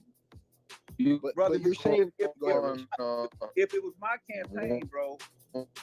If it was my campaign, bro. When I came home, I would have made it my campaign. Rich, you in the Matrix. All right, well, Wax is coming in right now. Nights like this, I wish that my bitch would call. Hey. All these words. Hey, Rich, you in the Matrix, bro. Didn't you just say, Eddie, that back? These raindrops are falling. Bang that like button. Bang that like button. Hey, man, can you hear me? Nah, you still in the Matrix. Yeah. But finish that thought. Yeah, You Big U got out in it not being your 2005. campaign. It's more so 600's campaign. Brother, it's brother. My full campaign is, brother, is trying to get my little brothers free, bro. That's it and that's all, man. I don't give a shit what niggas is doing out here, bro. I'm in a whole different lane. Okay, so whatever. Right. Did y'all ping Wack? Because Wack said he was jumping on. I don't know if you know what room to come I to. texted him the room. This is crazy. So when 600 got at me, bro, Mental midgets. 600, and he'll tell you this. He explained to me what was going on with him in the Yeah, I swear. I think I got said, the. man, the I brothers think I been got the it. same way, man. And he was like, what? And I said, then I gave him, and I told him, I was like, brother, our case is public record. You can go read it for yourself. And he went and found it for himself. Okay, so he found it for himself or whatever. So basically, you telling everybody now that you wasn't putting out that Big U was a snitch. Big U. Nah, brother, that's not. See, that's a lie, bro. See, you taking it, and you taking it somewhere else, brother. When I was stop brothering me, nigga. All right, like, come on, nigga. Anyway, bro, like I said, when I was in the pen, bro, I let the brothers in the section, brother, okay, know about the paperwork, bro. Wack, you in here, right? So Wack, tell me this. If Big U did 14 years and Eddieboy did 17 years, and Eddieboy had a prison prior, would that make sense? And they went to trial and got convicted at the same time. I have paid pride in, but shit, that ain't got nothing to do with whatever paperwork you say, whatever statements a nigga gave. Eddieboy said nigga gave a statement. I mean, we ain't seen the work yet. Okay. We ain't seen the work Eddieboy yet. said that. Don't you know? You know, if somebody's snitching and somebody telling on you, right? Wouldn't you go to? You wouldn't go to trial. You wouldn't be on the same case. You wouldn't be on the same yard as the person that snitched on you, right? Nah, somebody gonna be a keep away. So Eddieboy explained that. Somebody be a K1. I don't know. Y'all, they on the same yard? They was on the same I yard. don't know their history. I was in UiiE when I was. Yeah, Eddieboy just admitted they was on the same yard.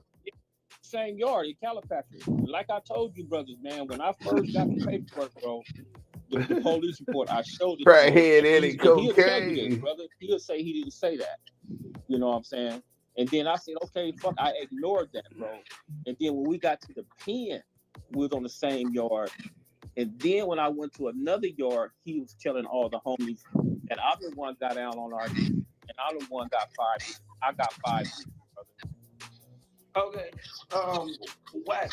Didn't the nigga 600 said that Eddieboy stole $400 from him? He said he gave him 400 to get the. That's what Wack told I him. gave him 200. Whatever the fuck it was to get the paperwork. Yeah. You know, this 600 came across Eddieboy. So Eddieboy said he got it. He said he read it. I mean, it's a lot of different things I would ask. If y'all was on the same It's yard. the same thing about the $2,000 on Wack that we got scammed for. Well, I don't know. I mean, shit. Eddie, what happened? What y'all, you know, because they went through their legal shit. Who you used to order the paperwork? Exactly, man. I gave the man 200. He said the lawyer borrowed $200 from 600. I didn't say no lawyer borrowed no 200, bro. Oh, neighborhood crip, you said the lawyer borrowed. You did say that, Eddieboy. Quit lying, bro. You did say that, bro. You said the lawyer owed 600, 200, bro. We owe him 200 because he hasn't gave us the paperwork back, bro. Well, hold on, Eddie. You just called me a couple days ago out of the blue. Yeah, exactly. So and you told me that your people said the paperwork. I don't know who y'all using to clear that paperwork. You know the details of it. This is the thing, bro. Let me explain something. Because he's a crackhead, a smoker. Yeah, I'm a smoker. Yeah, okay. This is the thing, bro. See, these dudes want to know what's going on, brother. And I told you what was going on, bro. You know what I'm saying? You told me what? the lawyer, he have all these cases going on, right? So if he Yeah, got but all, that ain't got nothing to do with ordering no work. The jig is up, Eddieboy. Wack don't believe you. Hold on, that ain't got nothing to do with ordering the work.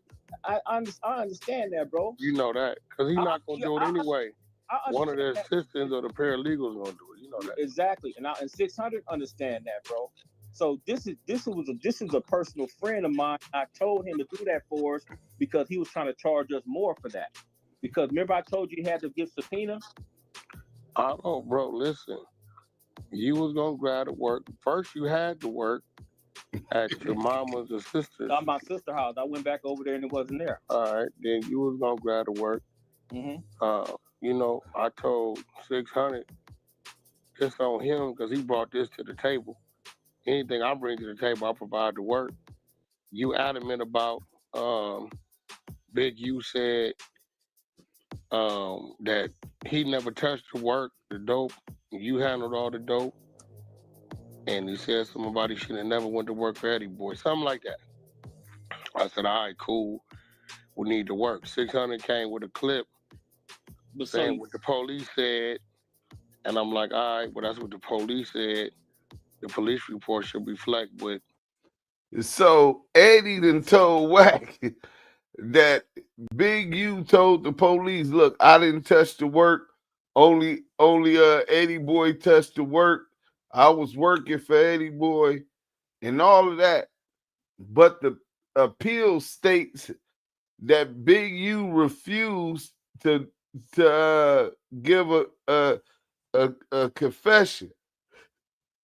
He did not waive his Miranda rights. This is crazy. Big U said, I did my due diligence. Okay. And spent my money to go show that his a.k.a. was Eugene Henley. I did that, right? I went and pulled all that work to show that on y'all case, the name he snitched under is an alias of Eugene Henley. The rest is on you, so we just been waiting on it. Okay, now so you saying that you guys in the appeal form, you seen that part, right? Yeah, well, I haven't seen where he gave those statements. It's in the appeal form. I don't go. If you go to Marathon Tail page, it's right. It's on Marathon Tail. I haven't seen any police report saying his statement.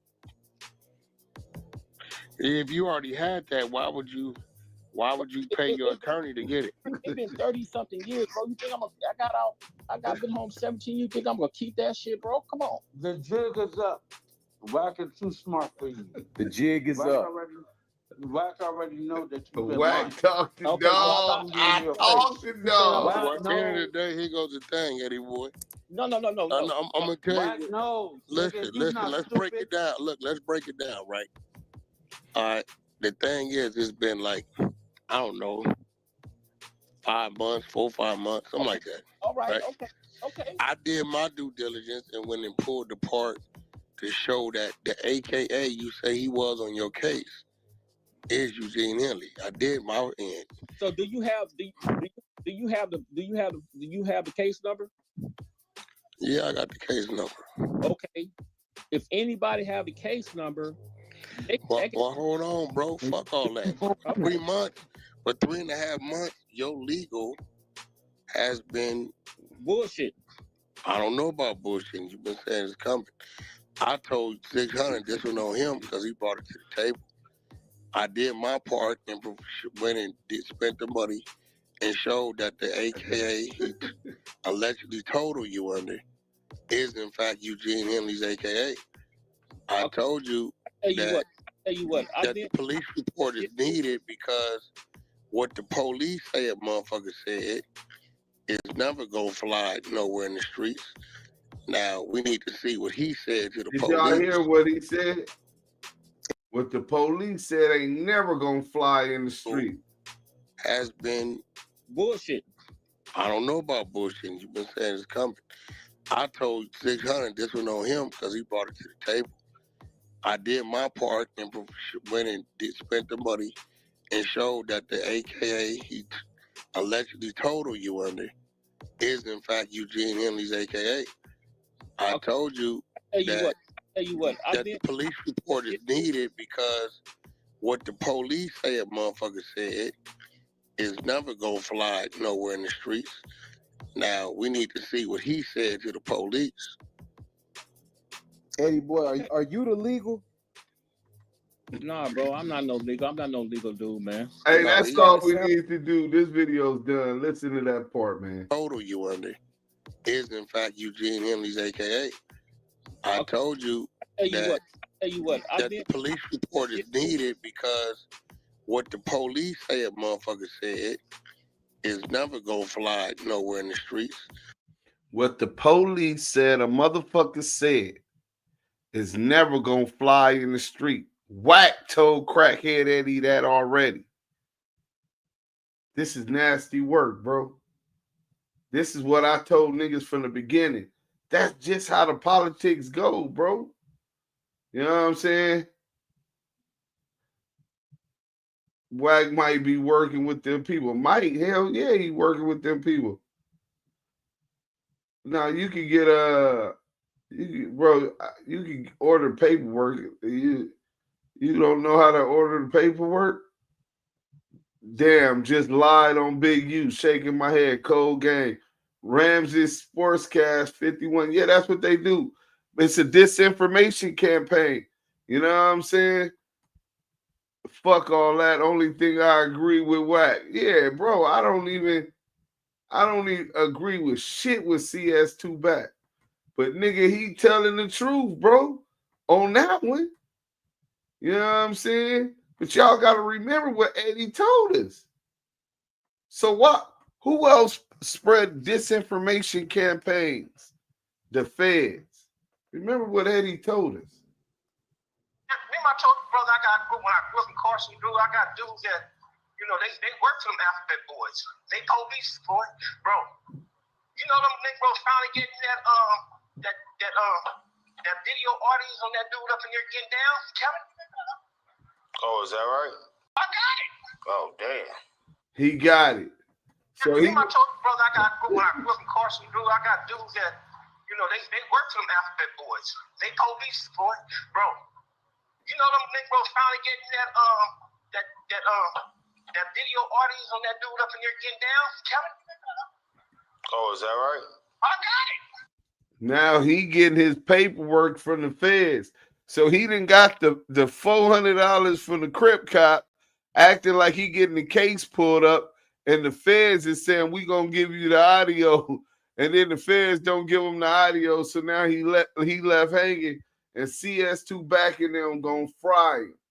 But he got fed partners. So CS2 back is old favors by the feds, right? The Crip cop went to the Loose Coochie Ashley said he got a DEA lawyer. How you got a DEA lawyer? And tried to introduce him to Molly Mall, right? Then you got crackhead Eddie with his FBI friends, and they owe CS2 back a favor. And then you got the Crip cop. You know what I'm saying? Smoking cigars. Alex Alonzo met the Crip cop smoking cigars at a police cigar lounge. Y'all always see them fake Suge Knighting with the cigars. This shit is nasty work. But just for those that ain't seen it, oh yeah, look. You know the truck driver guy flashes his CDL. Nah, he flashes his motherfucking police thing. Austin nor Eugene toes.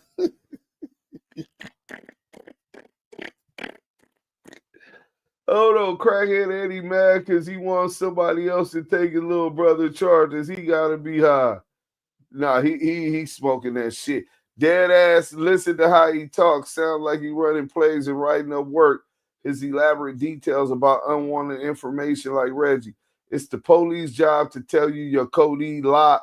Your Cody snitched on you to get you to tell everything. Yeah, the police can lie legally. They can lie to you and be like, you know, Eminem told on you, right? He told us everything. Yeah. But he said you was the one that shot the nigga. Yup. And if you believe it and you get to going and trying to talk your way out of it, they got you. Wack not spending money on that work. You know they giving it to him. Anyone, you don't necessarily have to spend money on work like that, bro. Sometimes I be getting work for $1, bro. Like you go on these sites, some of these sites be $1 to print up these cases. Anyone can order paperwork, just pay and know the case number. Yeah, Wack reading from his script, sent down from the bureau, the bureau. Just roll your shit up in a little burrito. He's so happy to have his fans talking to him. I talked to dog. Wack want to be Suge so bad. He should be much further in his music business career. If he wasn't lining artists up, Blue has to get rid of him. Yeah, man, Blue said he started all over. He didn't get nothing. That nigga